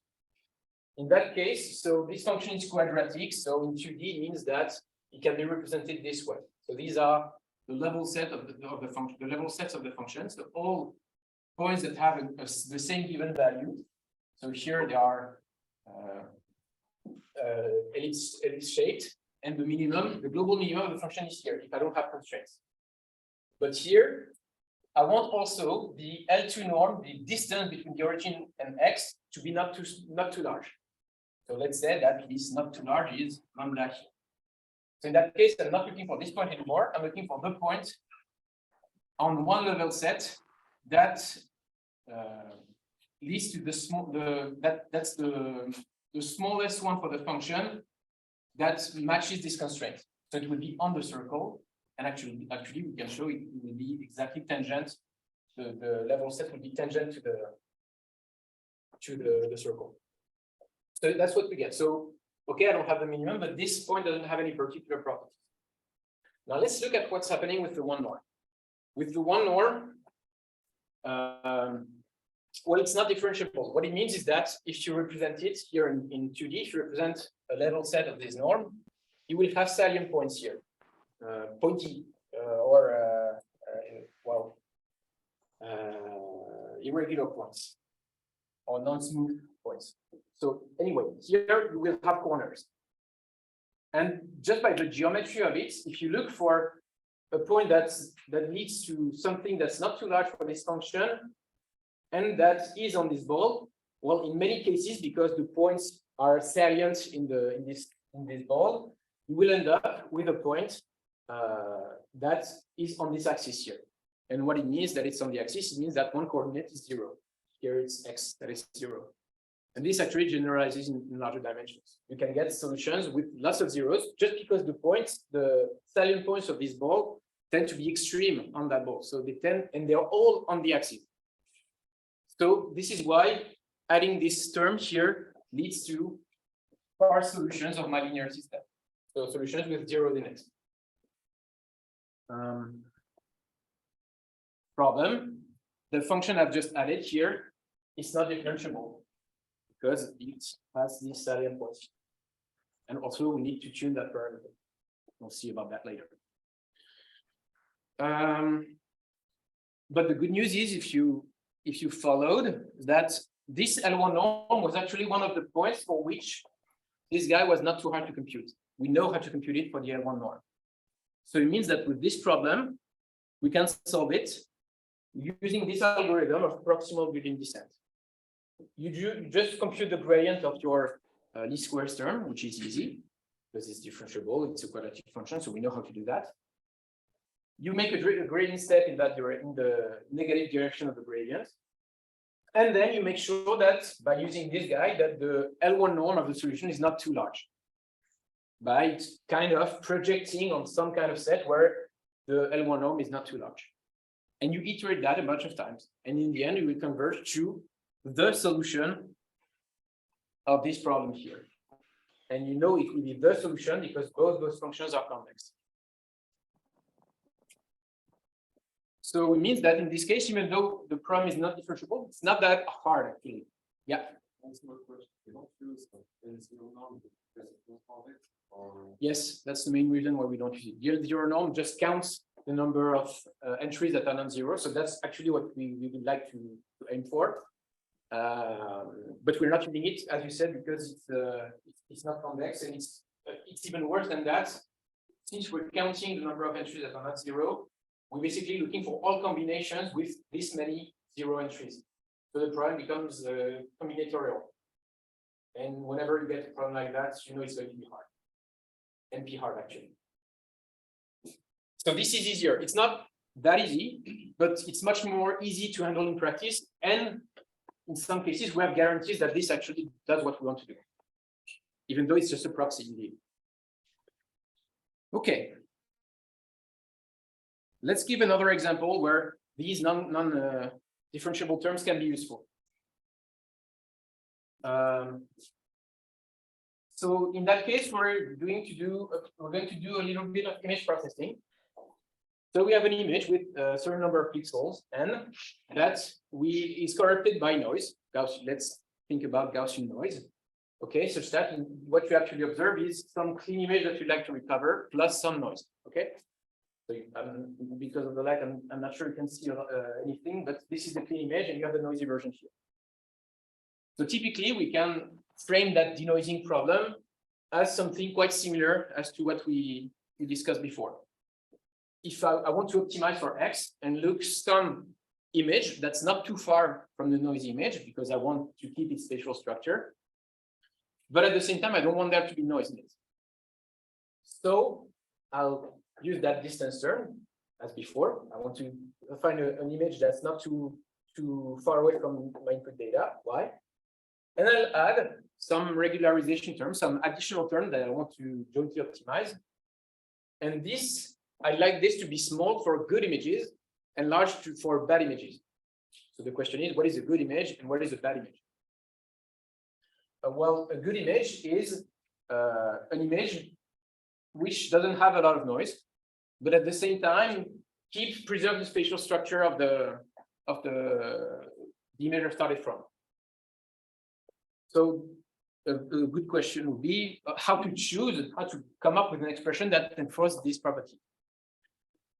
Well, a good idea would be to force neighboring pixels to be very correlated with one another, because it's true for the real image, but once you add noise, you introduce discontinuities because noise doesn't have a lot of spatial structure, and in most cases, very few, or if not none.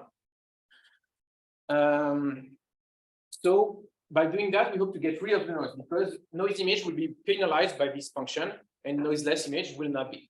Okay, so let's try to do that. So to do that, we'll compute somehow the spatial gradient of the image. We'll try to look for the difference between one pixel and the next one.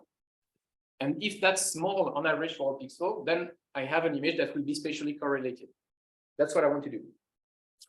So I'll use an operator that's able to compute the gradient spatial and vertical of my image.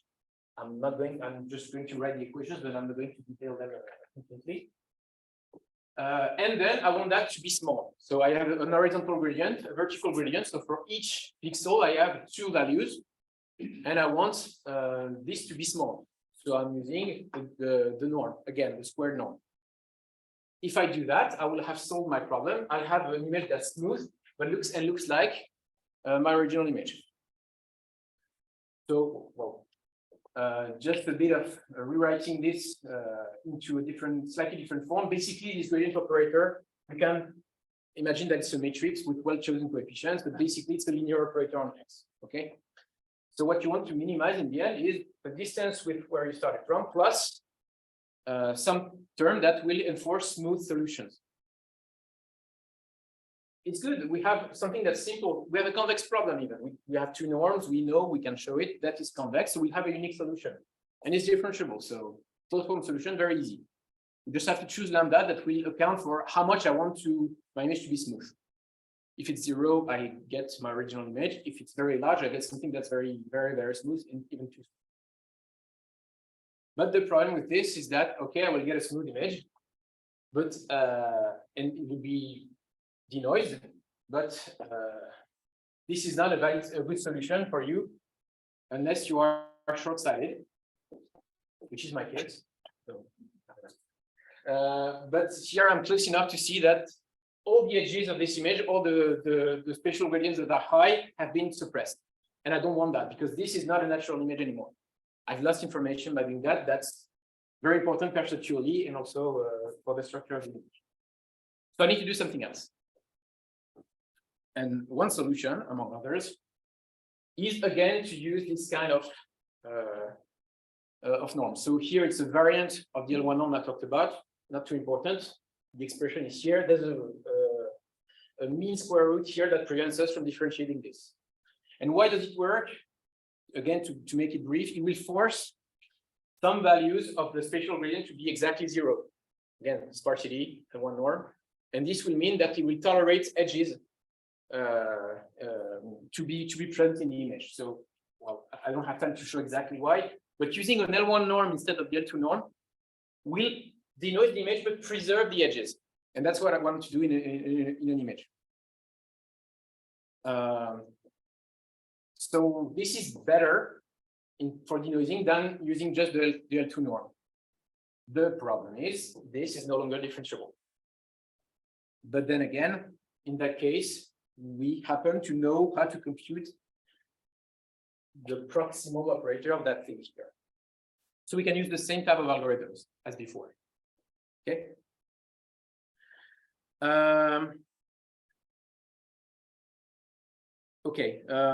Briefly, what happens if we have more than 2 annoying terms? We have, in that case, one term that was smooth, one term that was annoying, because not differentiable. What if I want to add another one? For instance, just a constraint that my coefficients are positive. This will not be differentiable either. Or whenever I have linear operators intertwined with the non-differentiable functions. Well, there are a lot of more general algorithms that enable us to handle those cases. I'm not going to detail that. I'm just going to give you the pseudocode of one. It's not very important. It's just basically two steps instead of one, because you have 2 functions that are hard to handle. And that's the one that we'll use in the lab session after. Just think of it as some kind of more general gradient descent when you have terms that are annoying because not differentiable. Okay, now finally we'll be able to mix this with deep learning. So what time is it? It's 11:20. Maybe it's time for a break. I don't know. Right. So let's take a 15-minute break.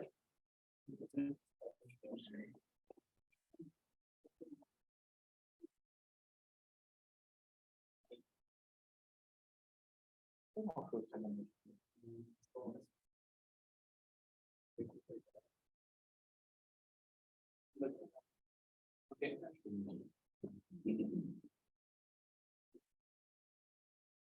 All right, let's resume. So this was a long introduction to all the tools that we need now to talk about some kind of interplay between machine learning and optimization.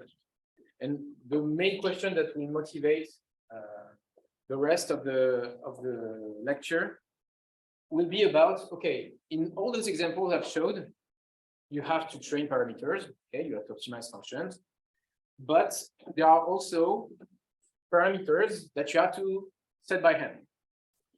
So for example, in the last example we saw, we have to decide how much we want to denoise our image. Do we want it to be very smooth, so less noise, but we use spatial structure, or do we want it to be a bit more noisy, but more respectful of the spatial gradients of the image?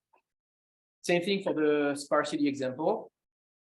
We want to find out how sparse our solution should be, and this depends on the value of this lambda that we have to tune by hand.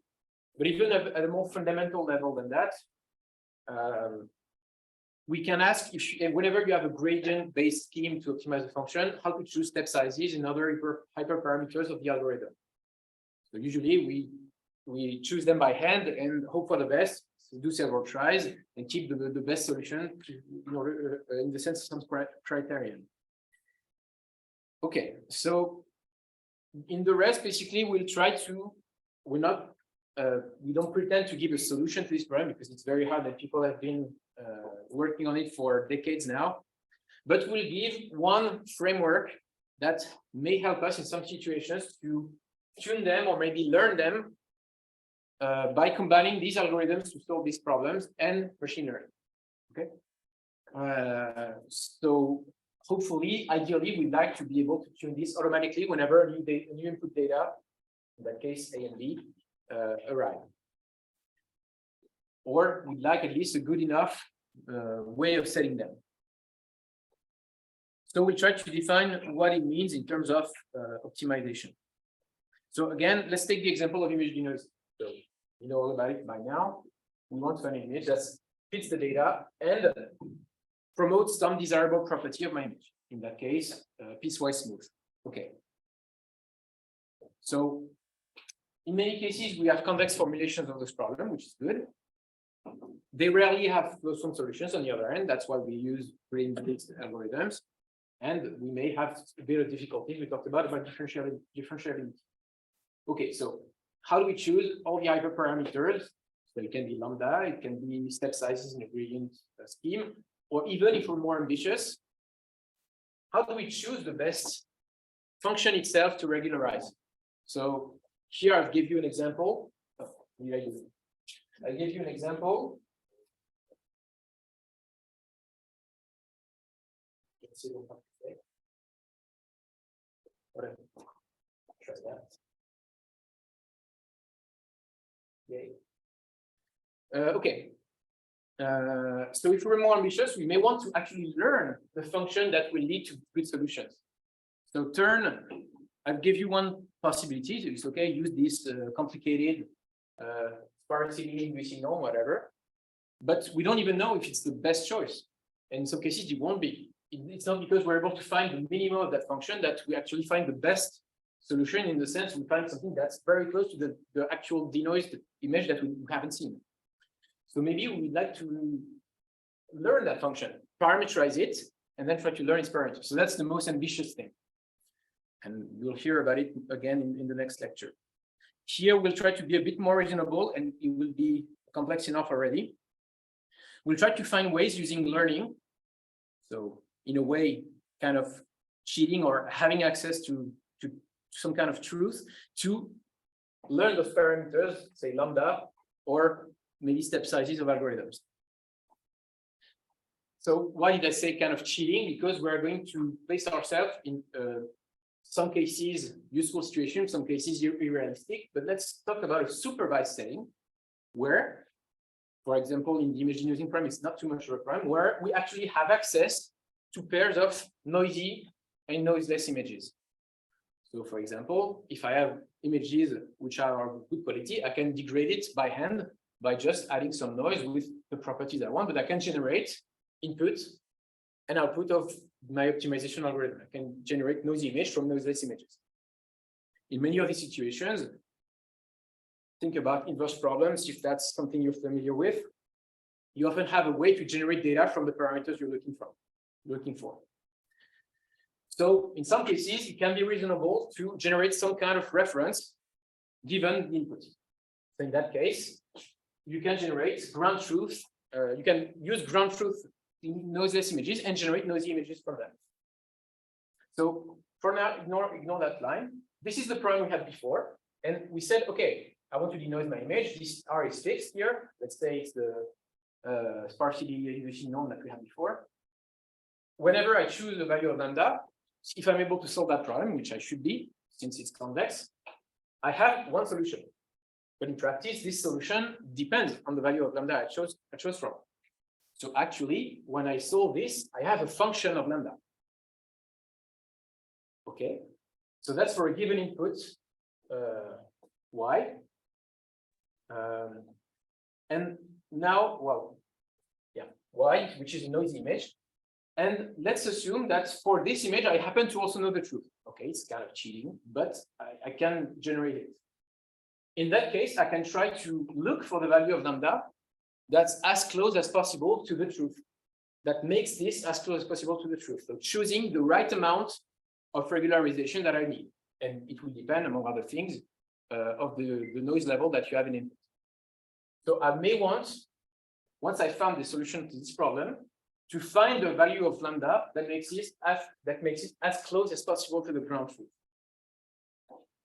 So XGT here is the ground truth noiseless image.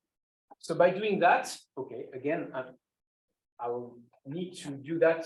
I need to know the truth to do that, but it makes sense to look for this. If you're thinking about a gradient descent algorithm, you will want to choose the step size at each point that leads to the fastest decrease. Kind of a similar problem. So for any choice of the hyperparameter, you have a different solution. And you can look for the best one in the sense of this criterion, distance to the truth. So here, it's a simple example of what we'll call a bi-level optimization problem. Why? Because what I want to do is find the denoised image with my algorithm that's as close as possible to some reference that I am fortunate enough to have. But just computing, so I want to minimize this over lambda, but just computing x of lambda involves solving another optimization problem. So you have two nested problems. One here, for a given value of the problem, I solve this inner level optimization problem. And then I have to plug the solution in this problem here to optimize for the parameter. Again, this assumes that I have the ground truth. But let's assume that we have a certain number of ground truth images. Okay, if I'm generating noisy images, I can do that for however many images I want. Let's say I have 1,000. So I can, if I can solve this thing, I'm able for each of those images to find, well, for each input, noisy image y number whatever, I can find the associated x and the optimal lambda if I can solve this problem. So in the end, if I do that for a lot of images, I'll have in the end input-output pairs. You'll see why I call them that way, of noisy images and best regularization parameter for this problem here of the noisy. So if I do that for a lot of images, I'll have, well, a new data set in some sense of noisy images, regularization parameters that I found through optimizing this function. Yes?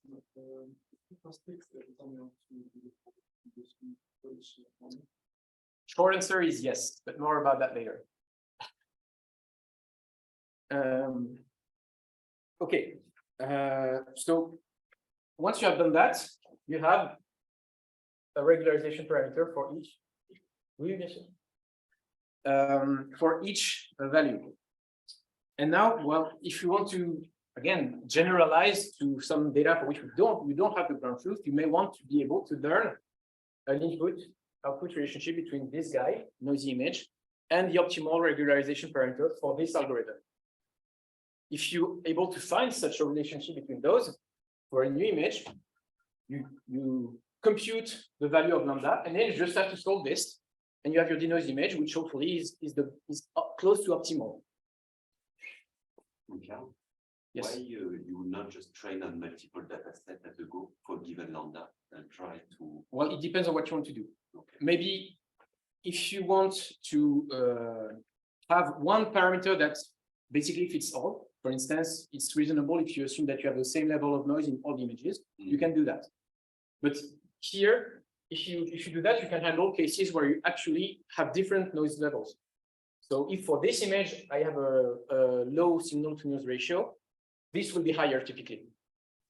So if you do it in 2 steps like that, you can handle different SNRs. But if you wanted to, say, learn the parameters of this function here, then since the regularizer is supposed to be the same for all images up to some power of the noise, well, in that case, it makes sense to do what you were saying.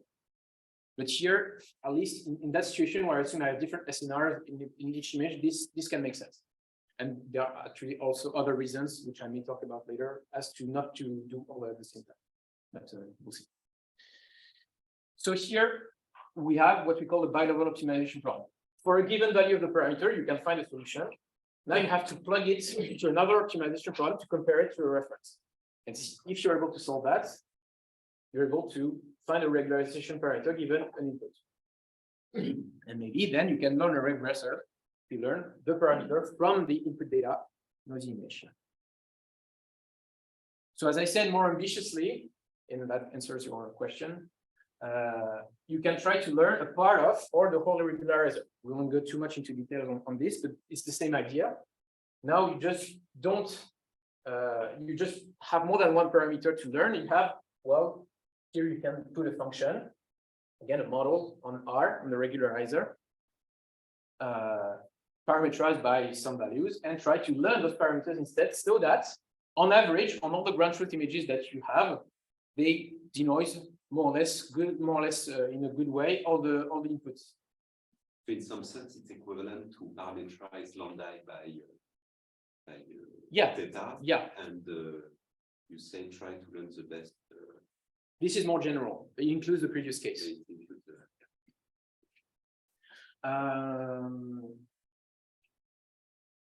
but of course, what you'd like to do here is to have something, again, a model that does regression. You want it to be expressive and so on and so on. So ideally, you'd like to put a neural network here. Well, you can imagine already that this will make things complicated. So here we'll address simpler cases, but nothing in what I'm going to present next prevents you from doing this with a neural network. It's just that you will not have a lot of guarantees actually, but let's see. Well, maybe, is this worth it to give this example?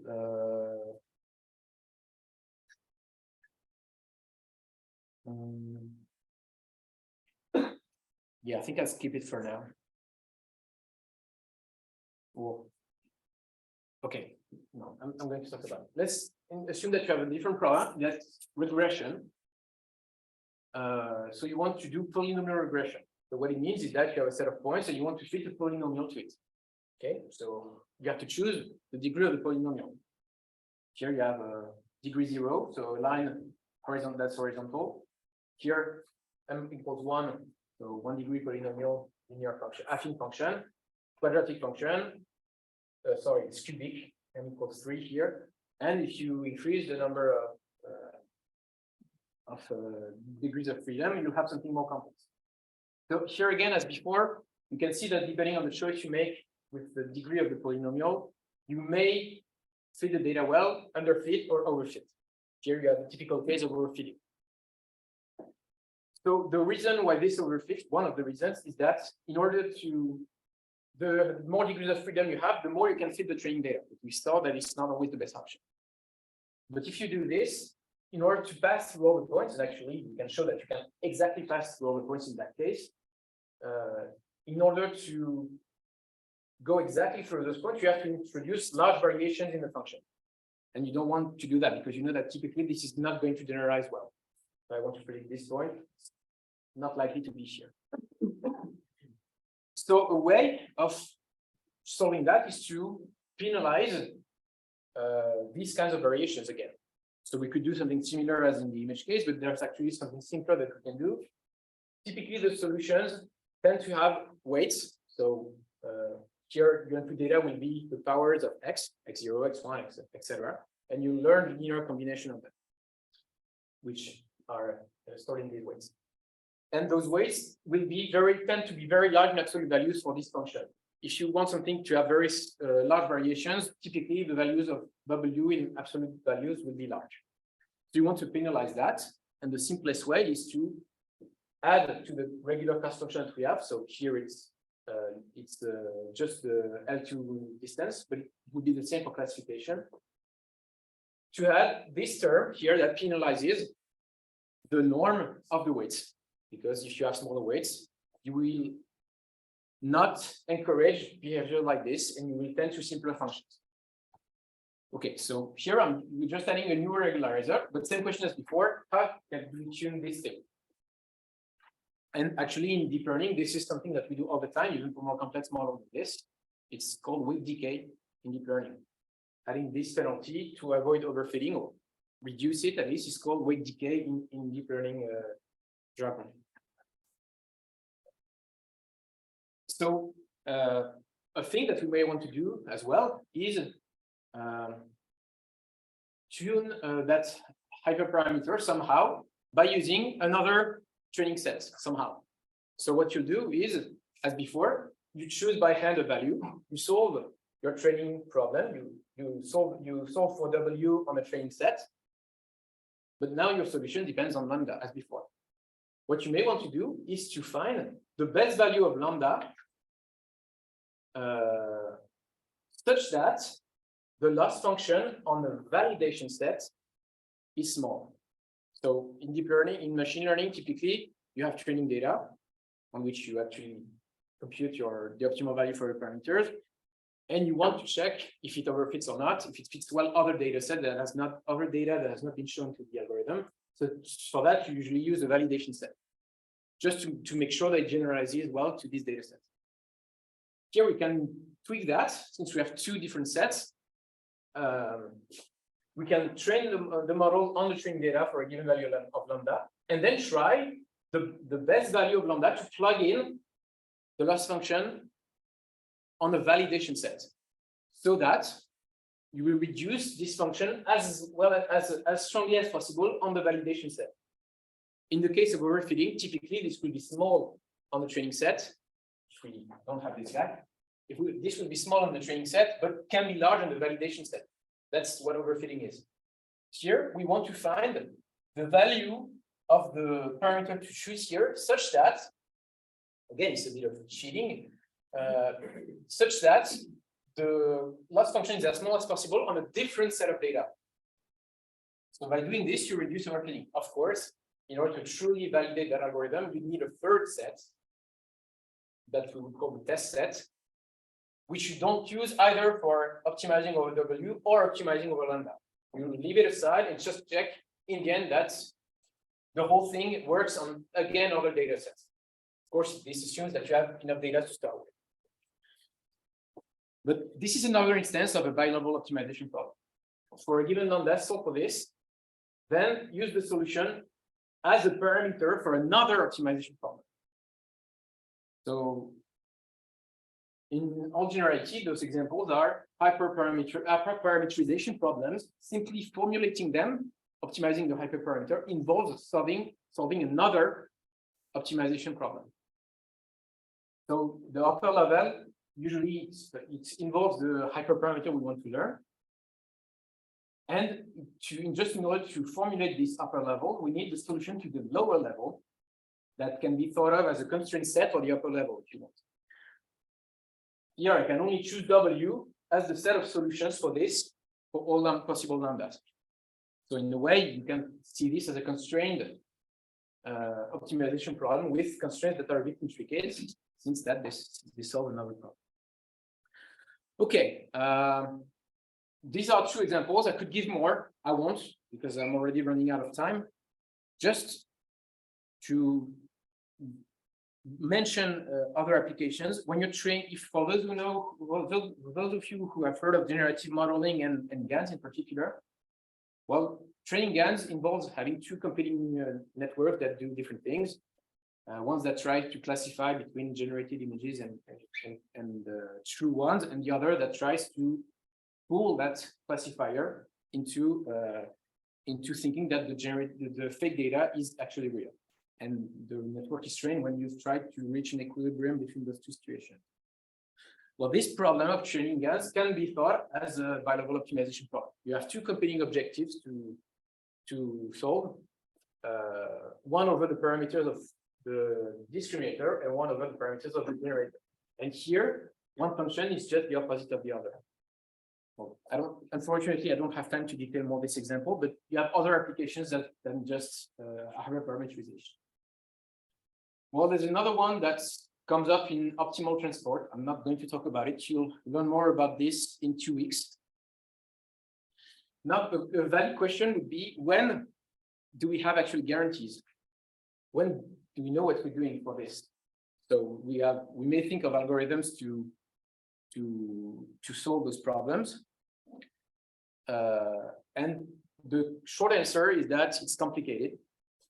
And unless both functions you have, one at the lower level here and the one at the upper level here, that involve two different variables, have very well behaved. If they are everything you can name, it's very smooth, convex, and even stronger properties than convexity, you can show that this problem will be well defined and has a unique solution. Basically, just to make you get the feel of it, imagine that here, the lower level, so you want to optimize that over Y, just imagine that it's non-convex. So it means that you can have several solutions here.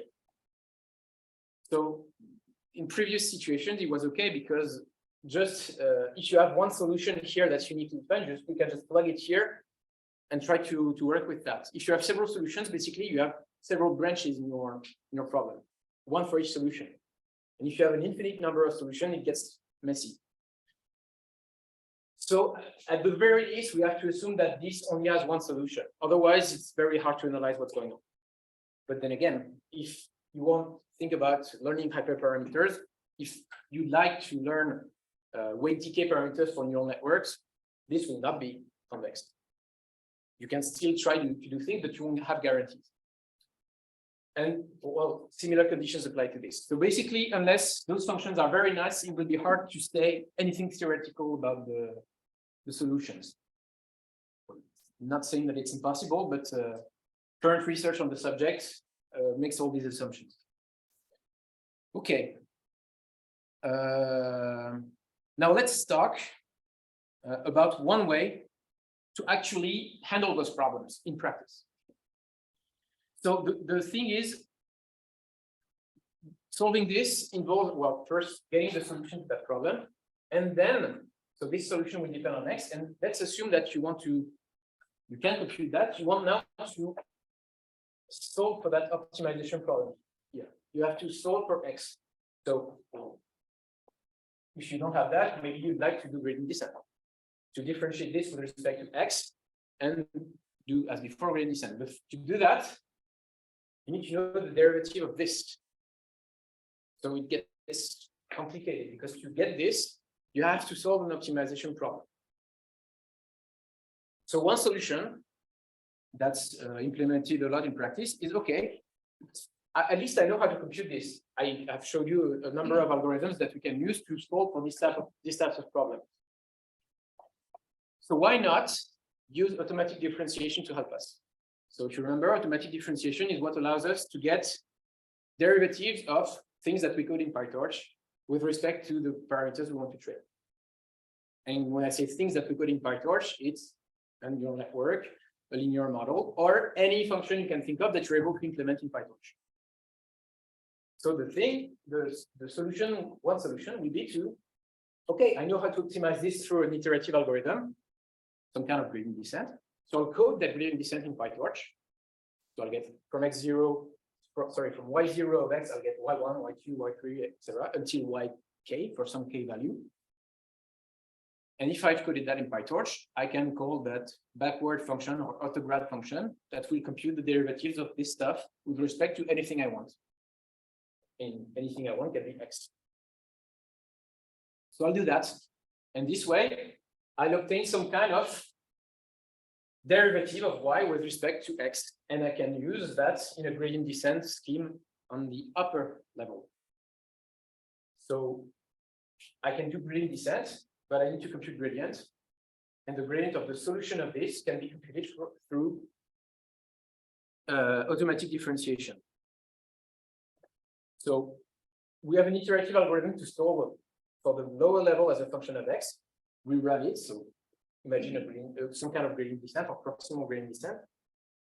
And then use your your automatic differentiation framework to get the derivative of this. And now you can optimize for the upper level because you know the gradients. And you can also get the gradients of this through automatic differentiation if you want. So it's simple enough to solve for this. You just have to unroll your iterative algorithm, compute all its steps in PyTorch, for example, and then solve for the upper level using classical gradient descent.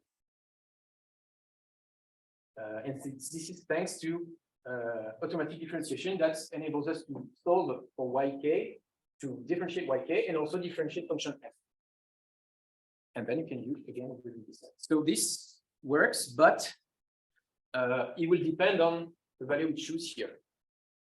It's okay, it's the number of iterations on the lower level.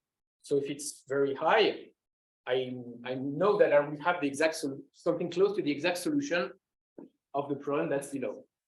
But if it's small, well, I'm not sure I have converged yet. And still, I'm going to compute the derivative of that stuff and plug it in here. So again, I'm not sure what I'm doing unless k is very large.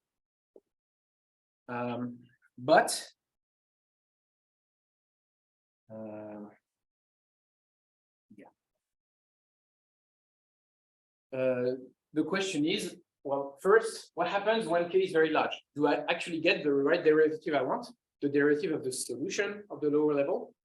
And the answer is, well, yes, again, under some conditions.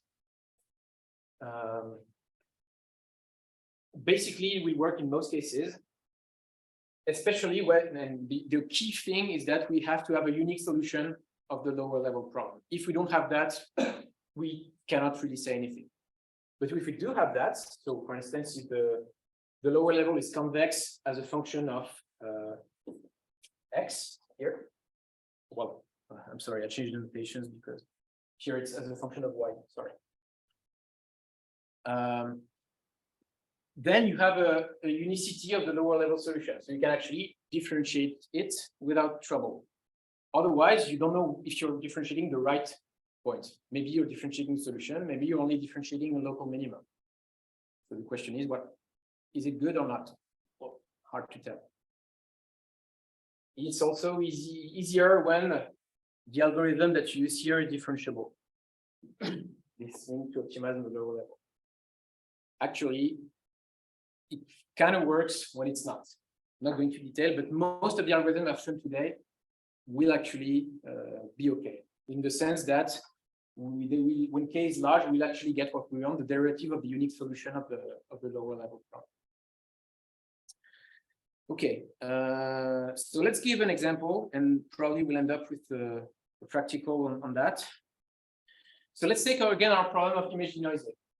So what I wanted to do was, okay, give me a noisy image. I'd like in the end to learn the regularization parameter to solve for my denoising, to use to my denoising algorithm. So the way I put it is that here f is the distance between my image and the noisy image, and this is the regularization that promotes smooth, piecewise smooth images. I just want to tune lambda. And the way I did it, okay, for a given example, I assumed I knew the ground truth and look for lambda that makes this as close as possible to the ground truth. So the idea is, okay, let's use one of those algorithms I showed you, optimize for this, but this time we program it in PyTorch, so that after a certain number of iterations, I have x k of lambda, and I'll use PyTorch to get the derivative of that with respect to lambda in order to do a gradient descent here. Because here I want to optimize with respect to lambda. So what we do is unroll that iterative algorithm by just simply coding it in an automatic differentiation framework. Okay, just one last thing about the choice of k. So ideally, you'd like a k, as I said, to be as large as possible to make sure that you get the right solution on the lower level, and not something that hasn't converged yet, in which case you don't really know what you're doing. But there's a problem with that, is that since you're coding a whole iterative algorithm in PyTorch, when k is large, basically you have a larger computation graph. The PyTorch has to keep in track more operations and a large number of operations and compute the gradient via backdrop or automatic differentiation as well by coming back through all these graphs. So the larger the graph, okay, theoretically you should be allowed to do this, but in practice, the larger k, the harder it can be to actually train the model, because some gradients might get very small, and then you will not update all the parameters. For those who have heard about recurrent neural networks, it's the same problem that happens there. It's the vanishing gradient problem, because essentially when you unroll an algorithm, you're basically applying the same operation at each step, more or less. So you have something that gets close to a recurrent neural network. You have a sequence of points. So you have the same problem. So then you may want to choose k smaller. And also there could be memory problems when you do that for a large number of k. So this is okay, because you will be able to compute a derivative. It's just that you don't know if you're actually differentiating the right thing or not. And that's an issue, because you have no way a priori to quantify how far you are from the true quantity that you want to differentiate. So you can just hope for the best and hope that on average, things go well on the upper level. So in practice, you have to choose different values of k and find which one best fits your problem. Okay. Yeah. Yeah. So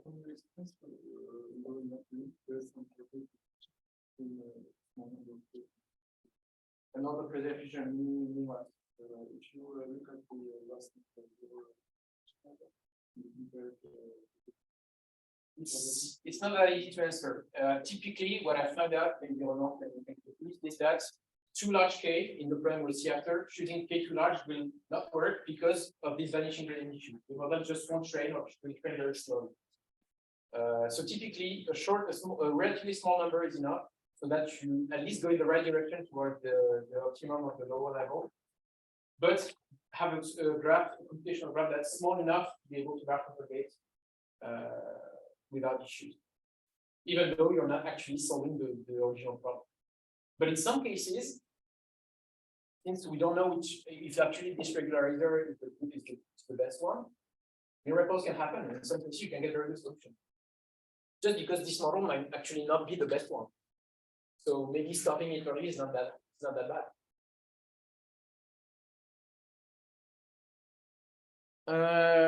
Okay, so to finish, we'll move to a small lab session on this topic. We'll try to learn regularization parameter for an image denoising problem. I don't know if Roland, you gave all the info. You haven't. That's all right. You don't have to code anything, basically. I'm just going to walk you through. But you have all the code if you want to reproduce the results. So we use Google Colab. I don't know if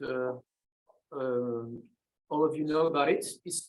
It's good. You just need to have a Google account, and you won't need any local Python installation to make it work. So it's a useful tool. So I'll use this. Okay. So maybe you can share the link to the can I just do that? On your screen or somewhere or otherwise?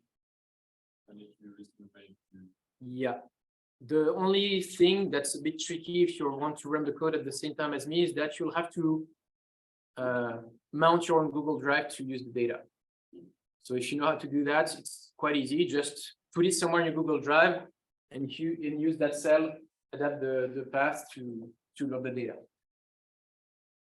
So I'll just put the link in the chat.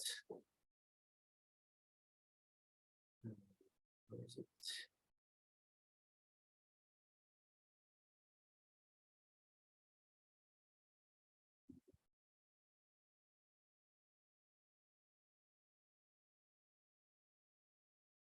Yes, not yet.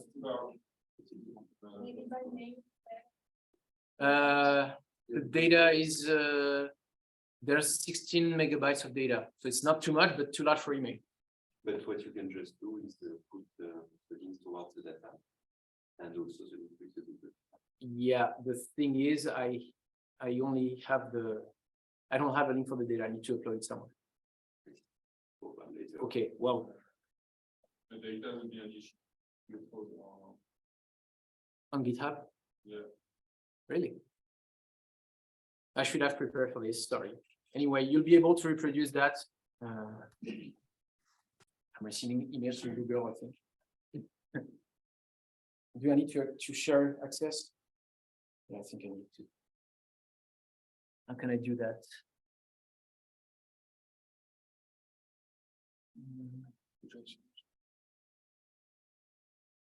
I don't know if I can give you access. Oh, yeah, right. It was hidden. So anybody with the link should be able to. Okay. I think you should be able to at least look at it and. I think your lecture is enough. Yeah. Then they can just copy, duplicate. And not edit whatever I'm. Exactly. Whatever I'm executing. So, okay, now you should be able to at least read it. Okay, so I'll try to walk you through. So again, what we want to do is, in the end, given a noisy image, be able to, I give you a noisy image and a way to denoise it if you know the lambda parameter. I want you to be able to learn, in the end, from a given noisy image, the parameter you should choose for your algorithm. And we're going to do that in 2 steps. First, we'll have to first implement the way of solving the problem given a noisy image and the value of lambda. So here it's down. Okay. And as a bonus, we'll also learn the step size, one parameter of the gradient-based algorithm that we used to solve. So we learn two things at the same time. We learn the regularization parameter and how much we should go in the direction of a gradient step inside the algorithm. So the data, where it comes from a gray level image that has a very high spatial resolution. Whatever, it's a remote sensing image. It was acquired over the center of London. If you want to find out where that is exactly on Google Maps. And at some point, I'll need a neural network. We'll see later. And for that, I'll use a framework that's called PyTorch Lightning that you may talk about in the afternoon sessions. That's basically a lightweight version of PyTorch that removes some boilerplate code. So once you gotten acquainted with it, so something gets easier. But essentially, it's PyTorch. Okay, so I need to import that and a lot of other stuff. I'm loading my data. So I need to connect to my Google Drive. It should be okay.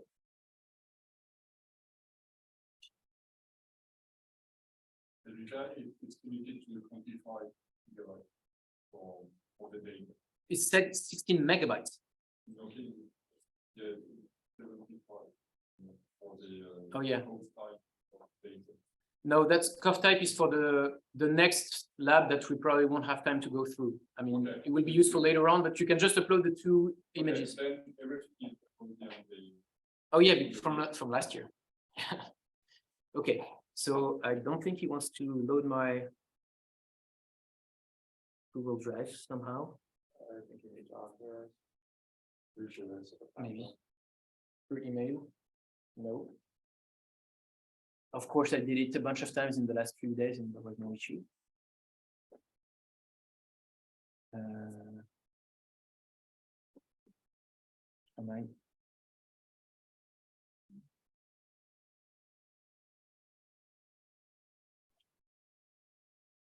Yeah, I'm identified, so it shouldn't be a problem. For some reason, it doesn't want.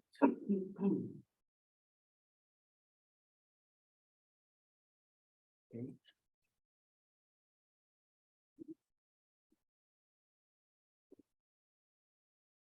Peut-être sur la page. Ouais, j'ai trouvé. Ah, d'accord. Okay, my drive doesn't load, so we'll have to do without.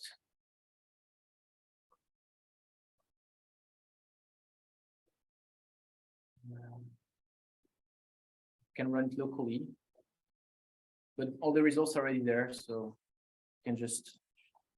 Oh, yeah.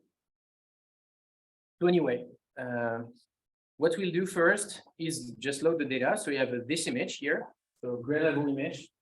Maybe you'll see better on the screen if I switch to light mode. And I need to zoom in probably. Better, right?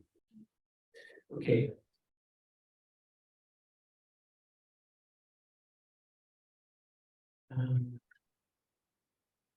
So I'm loading the image. So I have a TIFF image here. I know that I'm loading. I'm just what I do is that I divide it into patches. So I suppose that this image is clean, very large. I divide it into small patches. And what I will do is that I will generate a noisy version of each of them. Okay. By just adding downstream nodes. And simple, I just set. Oh, I have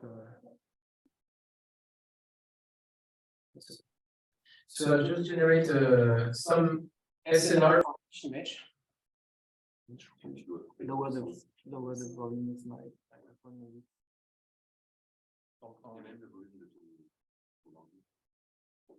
Yeah. Okay. So I'm generating for each of those patches, I will generate a different signal to noise ratio, so a different noise level I want to generate. So it will be uniformly sampled between 0 and 10, it's in decibels. So basically think power of the noise equal power of the signal in the 0 case, and a bit more signal than noise in the 10 dB case. But it's visible, largely visible amounts of noise in no cases. So I'm generating for each batch of this image a different SNR. And then I just perturb all these images with the noise, and I get then the Y that I had in my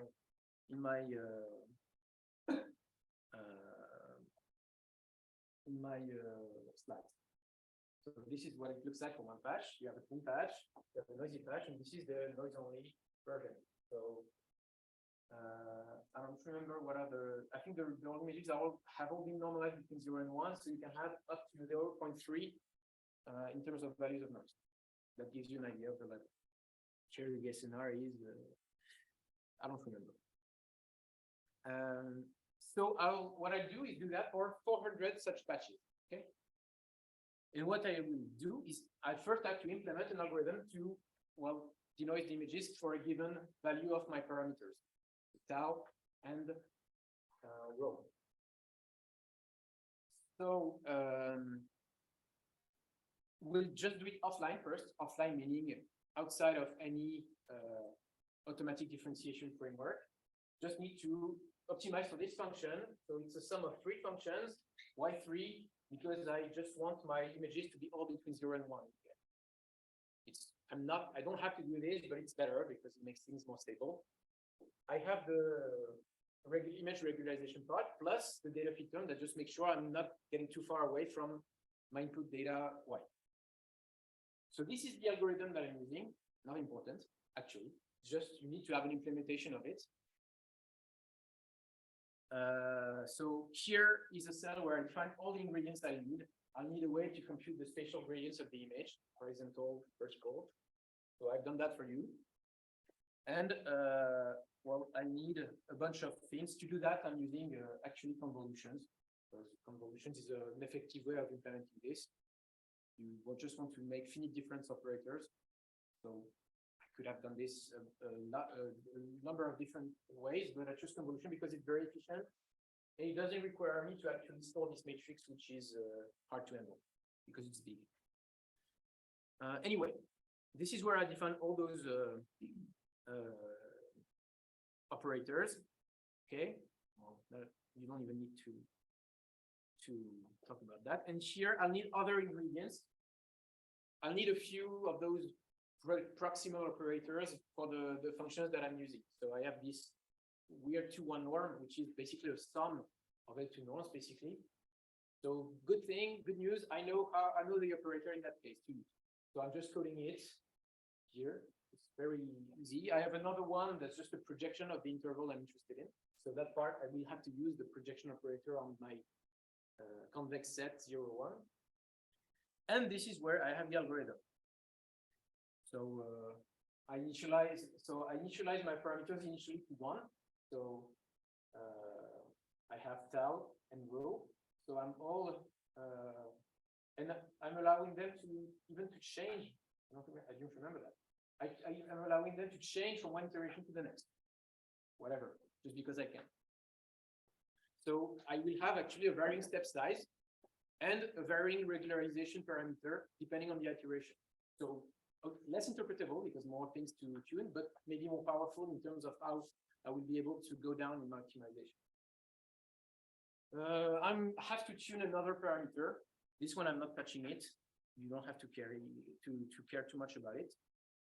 And this is just the algorithm. It's just a few lines of code in here. Once you have defined those ingredients, I just have basically a gradient step, another kind of gradient step, applying those operators. And there you have it, a new iterate that has decreased, if the parameters are well chosen, the value of the function. And I'm computing this value here. So let's test it. On one image, I'm taking a random patch among all those that I've generated. I'm checking its signal-to-noise ratio here. So it's 4.49 dB. Okay.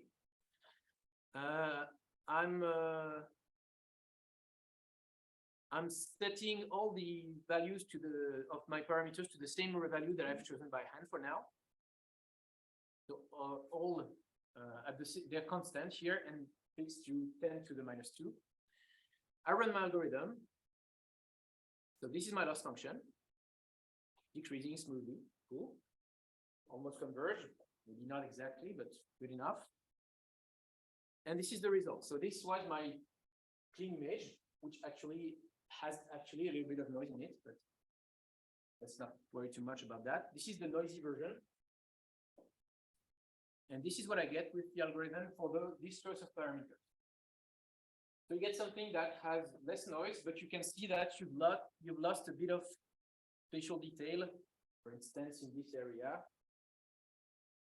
If you look at it here, and you also have some kind of small artifact that I have showed up. So maybe it could be because of the way I'm implementing things, but it also could be because I haven't chosen my parameter yet. Okay, so this is what my algorithm. So this is what you would do traditionally to do image denoising. Choose the parameters by hand, solve for this function, and you have your denoised image. And you have to check whether or not it's a good fit for the ground truth. Here we'll go further. Now we'll do the same thing. Notice that here I've coded everything in PyTorch. I didn't say, but that's what I did. Just for the sake of it, I'll code it just like I would with a neural network. Now I need to make this differentiable. So I have to choose a number of iterations. Before I chose, I don't remember, a relatively large number, 100. And here I'm choosing only 50. So it means that I will compute 15 iterations of this algorithm. And then I'll try to compute the derivative of that stuff, x15, with respect to the parameters I want, tau and lambda. So I'm defining it just like I would with a neural network. I define a class, so same way as you would normally do in PyTorch, except that here my module, I call it, well, module is a PyTorch 19 version of that, but whatever, similar things. I'm calling it this. And I just define, very important, I define the parameters I want to optimize in the end. So if you define your classical neural network, you define a linear layer, let's say. You use the function torch.nn.linear, and you get a linear layer. And by doing that, PyTorch automatically understands that you want to train the parameters, the weights and biases of this layer. Here, I'm not using those. I'm just using custom functions that I've implemented myself. So I have to declare, in the end, what I want to optimize. I have to say, okay, I will have two parameters, one that's called tau, one that's called rho. And I want you to remember, in the end, I want to find derivative with respect of those. So I have to declare it. I'm here, I'm saying, okay, this requires a gradient, which is a PyTorch language. Today, I will have to differentiate with respect to this variable. And then the rest is the exact same thing as above. I'm just copying and pasting my algorithm above.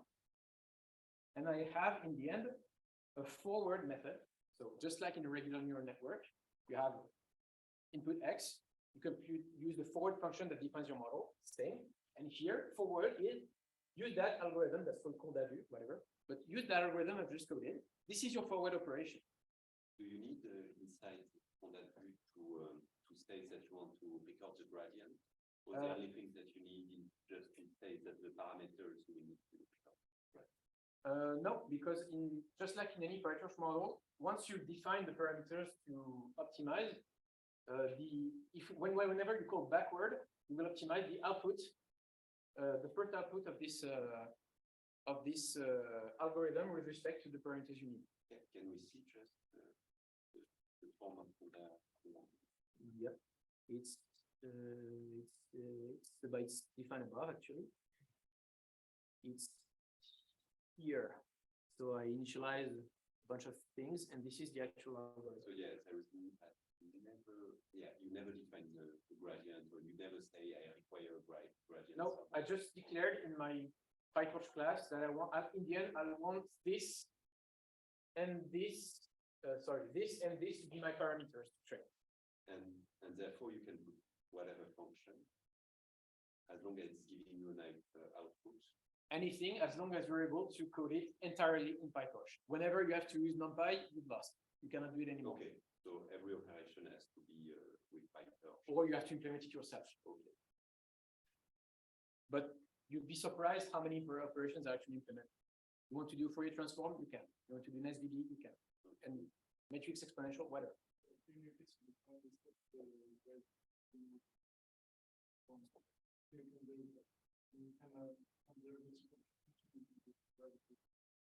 I can, well, for the lower level, I have an algorithm solution, but I don't see how you could obtain easily the gradient of xk by n. Is that your question? If you have a Yeah. Oh yeah, right. I mean, if at first the original algorithm, you're not even, well, you have to have an algorithm to solve the lower level. That's the requirement. But here I'm talking about an optimization algorithm, but it can be any iterative algorithm. For instance, you want to, I don't know, find the zero of a function. It would work. You just have to code a Newton algorithm, for instance. It will work just the same way. But you have indeed an algorithm for the lower level.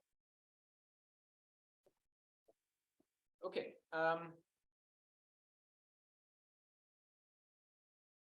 So here I'm just monitoring, that was the definition of my model. So here I define my forward function, and now I need to define the actual loss, outer loss, the loss at the upper level that I want to optimize. So here it will be just mean squared error at two distance between y hat, which is an argument, and y. So y hat, of course, will be the output of this function. It will be p, what I call p here, and y will be the ground truth values of my my noiseless images, if you will.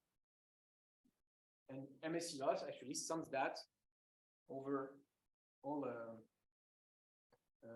images.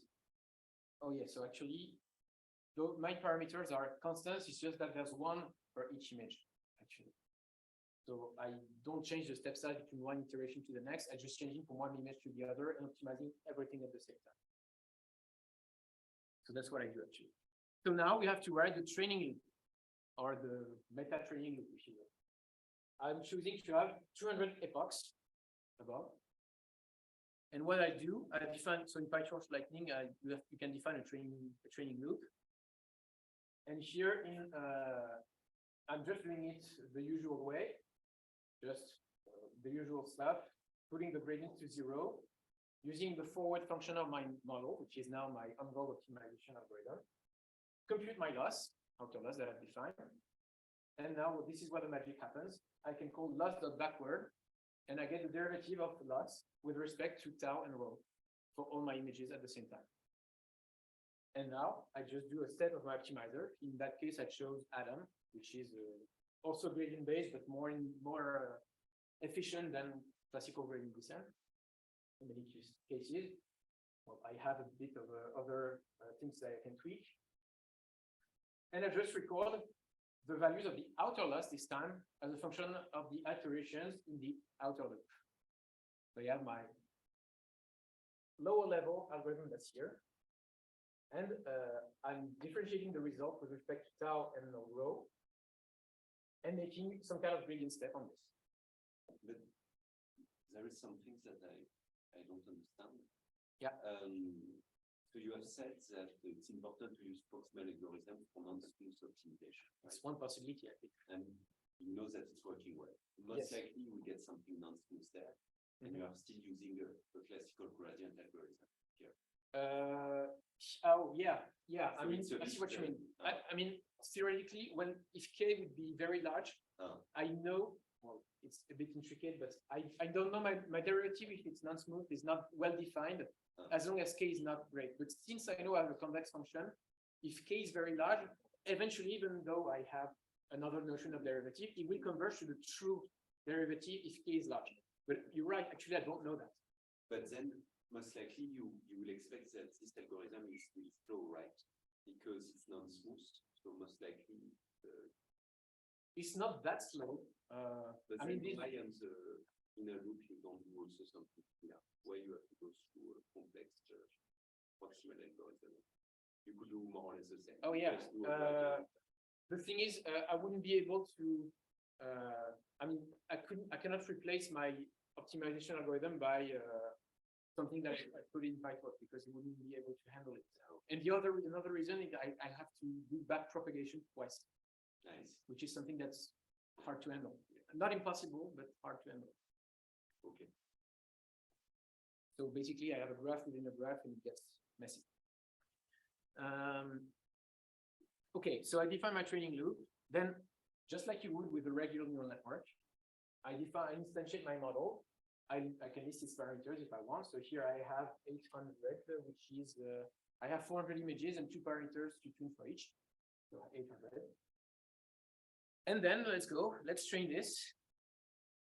In the end, once you define all that stuff, just have to choose your optimizer. Here I have a scheduler to tune the gradient step of the upper level. I have to do that.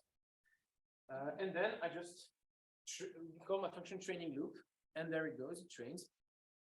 So this is the loss average on all images, so it seems to be decreasing, good. Converging somewhere.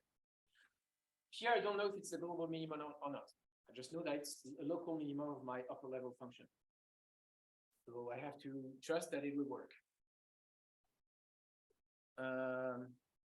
Now I will just check the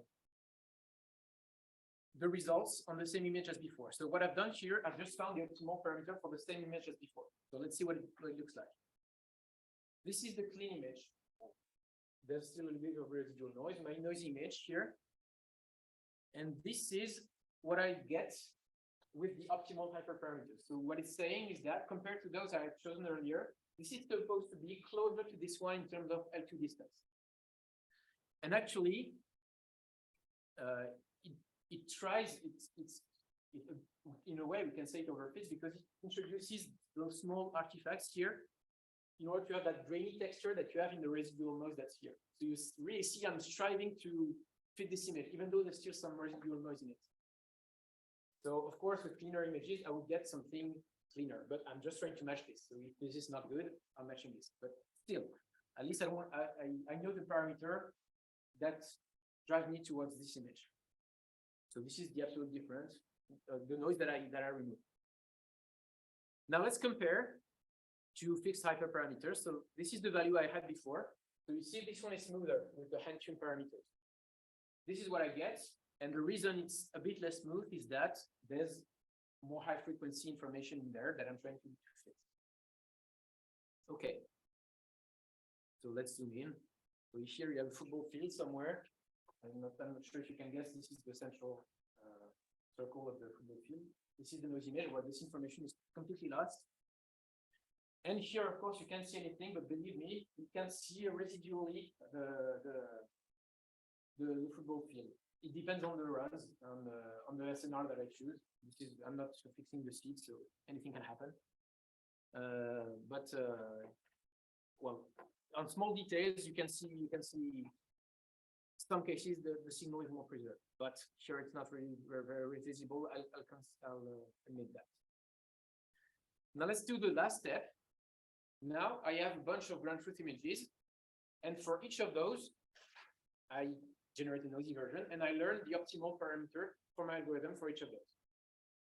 Well, again, so far, I'm not able to use that on a new image for which I don't know the ground truth. So I have to find a way to do that. One option would have been to put everything in the same model, a big model that just spits out as a function of the input the regularization parameter I need. So it would have been typically a neural network, something nonlinear. I could have done that. The reason I didn't do it is that because in that case, it didn't work well. Maybe I didn't tune parameters enough, but because I was getting something quite complex to optimize, and I wasn't able to find a good enough local minimum. So in the end, doing everything at the same time, trying to replace that value of tau I'm optimizing by the parameters of a neural network that goes from noisy image to parameter, that didn't work. So what I do instead is, okay, and now I have for each image the optimal parameter. I've used the ground truth to do that, but I list another value. And I've done that for 400 images. So in a way, I have a data set of 400 noisy images and the optimal parameter for those. So what I just need to do in order to generalize to unseen data is to learn a regression between the input noisy image and the parameter I've optimized with this technique. If I'm able to do that in a robust way, that is so that it generalizes well, I'm able to compute a value that I hope is close to optimal for the regularization parameter for any unit. So I'll just regress the parameter against input image. And to do that, well, here, I need a powerful regressor to do that. I have an image as input. I have two parameters for each image as output. So I'll use the CNN to do that. I'll just input my image to a CNN, compute in a complex function, but what I want to do is be able to fit my data set of noisy images, regularization parameters. So it's a two-step thing. First, I generate my data using automatic differentiation, and then I train another neural network in order to reproduce that behavior on new images. But in some sense, you could imagine a better version of your algorithm where what you have learned, the parameters that you have learned depending on the data, could help you to learn at yeah. There's perhaps because you have done everything at the go, it was really hard. But perhaps, you know, just by training with a bit of data, updating lambda. And maybe, yeah. I mean, there's basically those are the two extreme schemes. Doing it two steps or everything at the same time. There's probably a middle ground that's maybe a bit more elegant and efficient. But this is the simplest way of doing it.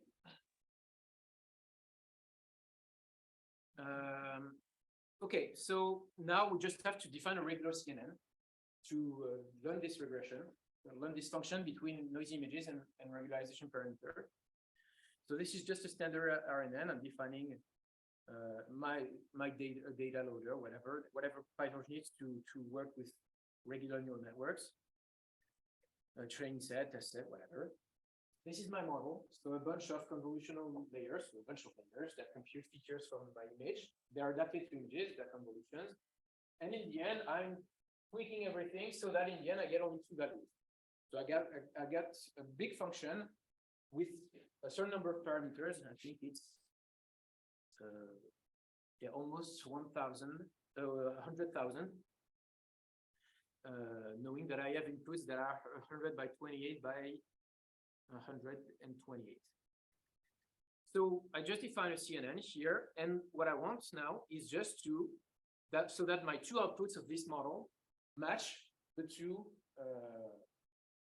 parameters, step steps in regularization that I've computed beforehand with my two-level scheme. And I just train that. Okay, so here we go. So it took, I don't remember how many times it takes, but on this computer with a small GPU, it took a few minutes. And the previous step took, well, it was not long, not more than 1 or 2 minutes, I think, on this computer. And now we have trained our model. Let's test on a brand new image what it does. Okay, so I'm selecting a random index here in my data set. So here I have a signal to noise ratio that's 8.9, so not that noisy. This is what I have. Okay, this is the clean image. This is what I do by just using my algorithm with the same parameters that were hand-tuned at first, so one result with a given value. This is what I get if I do the same scheme as first, trying to find the optimal parameters that best matches the ground truth. This is what I get. And this is what I get using now my CNN to learn, to obtain from this noisy image the values of lambda and tau. So you see that I'm not as good as the optimal one. You know, a bit smoother, so a bit too smooth compared to what this solution is, but it's not that bad. I didn't have to tune anything. And it's certainly better than this version, which is for which lambda is too small. Or maybe the step size is not well tuned. But at least this is not as denoised as what I got with my model. And just to finish, to do something a bit more, even more general, we use data from another image, not the same image. Just maybe you've seen, okay, I've just adapted to the features I had in this image in London. Well, let's go to New Jersey now, I think. Yep. New Jersey, USA, in Trenton, and we have a new image that's like this. Okay, it's also an urban scenario. I hope that I'll be able to generalize here. And here I'm again doing the same thing for a patch. Clean image, quite noisy image that I get. Let's apply my model to this. this is what I get with my CNN. Okay, not perfect. I have a bit of artifacts that are there, but that denotes my image. And again, I may try to fit some of the residual noise that's here, even though that one is not so noisy. So it's not perfect, I'll agree. But this is what I got by randomly choosing my parameters, not randomly, using the same value as before. So here you remove a bit of noise, but there's still a lot that's left. And I had to hand tune the parameters. And I've still removed this amount of noise with my automatic scheme. So not perfect, but at least with this two-step scheme, I was able to have an algorithm to tune automatically those two parameters for each image, for each image. Okay, so that's the end for this lab session. I won't have time to cover the rest of the lecture, but just to give you a flavor of it, there's another notebook that you can play with after, so you'll have access to everything, of course. Just as a teaser for the rest, so the way I've done it so far is, okay, I have an iterative algorithm. I've unrolled it in PyTorch. Then whatever I get, I differentiate with automatic differentiation. And then I use that for a gradient scheme on the upper level. But the question is there a way to obtain, without having to unroll the algorithm in PyTorch, the derivative of the solution in the lower level with respect to the parameter I'm interested in directly, without having to do all this complicated and costly process of unrolling the algorithm? And the short answer is that in some cases, we can do that. And the way we're doing it is basically to replace the lower level problem, when you can, by its optimality condition. If you remember, when I had the gradient scheme, at first when I was doing gradient descent on just a single function, I said, okay, the optimality condition, if it's convex, I have to solve gradient of f equals 0. If I do that, I have the optimality condition for my problem. So now, instead of computing through PyTorch in an iterative fashion my unrolled algorithm, my unrolled version of my point, and I don't know if that's converged, I'll try to write the optimality condition and try to find somehow the derivative of the solution of that problem without having to unroll an algorithm. So what I just need to do in the end is to write that condition. It will be a function like that, some kind of function equal to 0. I'll use the chain rule, so the theorem that tells me how to differentiate functions that depend on several things. So in that case, lambda and here those are weight decay weights of a logistic regression model that depend on some hyperparameter. I can find the derivative of that. So it means that if I know the solution, without having to differentiate everything, I can find the derivative of the solution with respect to the parameter I'm interested in. And the only thing I have to do is to find that solution somehow.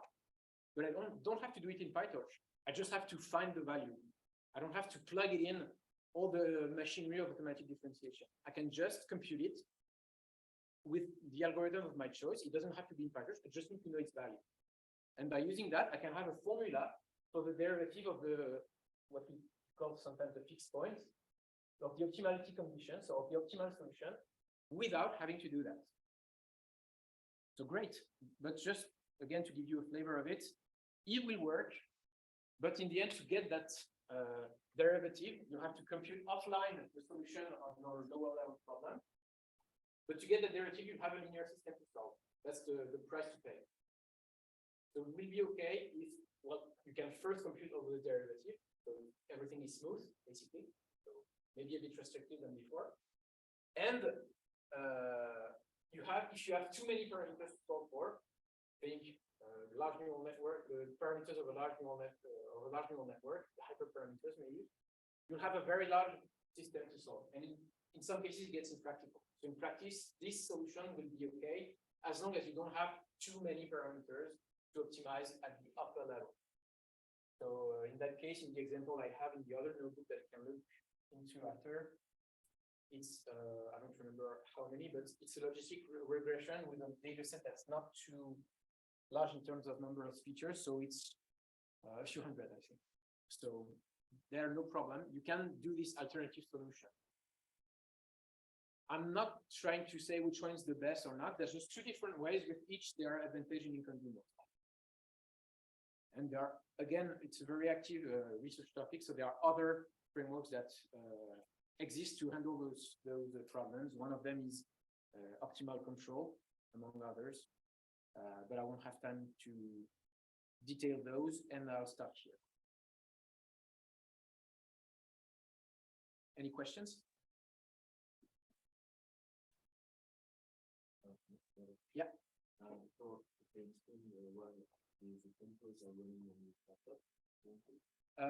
They can run on my laptop, but I've been able to run them on Colab as well. So you should be able, as long as you can mount your Google Drive and put the data in there. It's running thanks courtesy of Google somewhere. And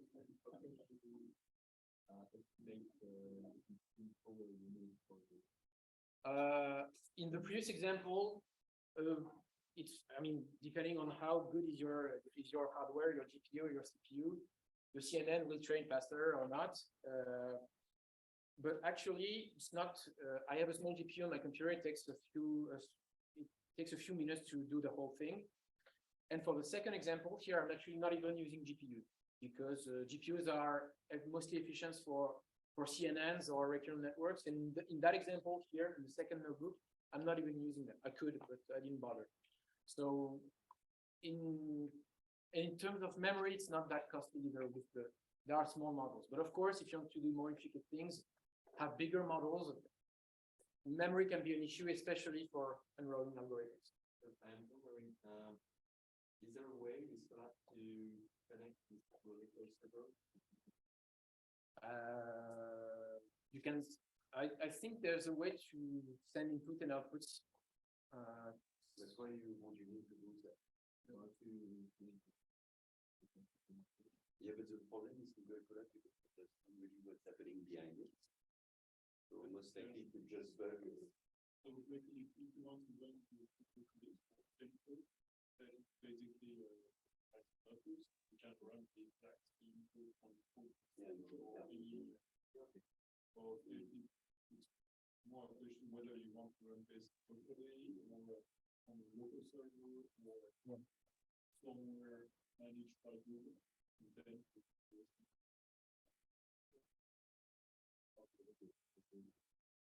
with Google Colab, they manage work application. And then sometimes Well, it's a bit yeah. tricky to You can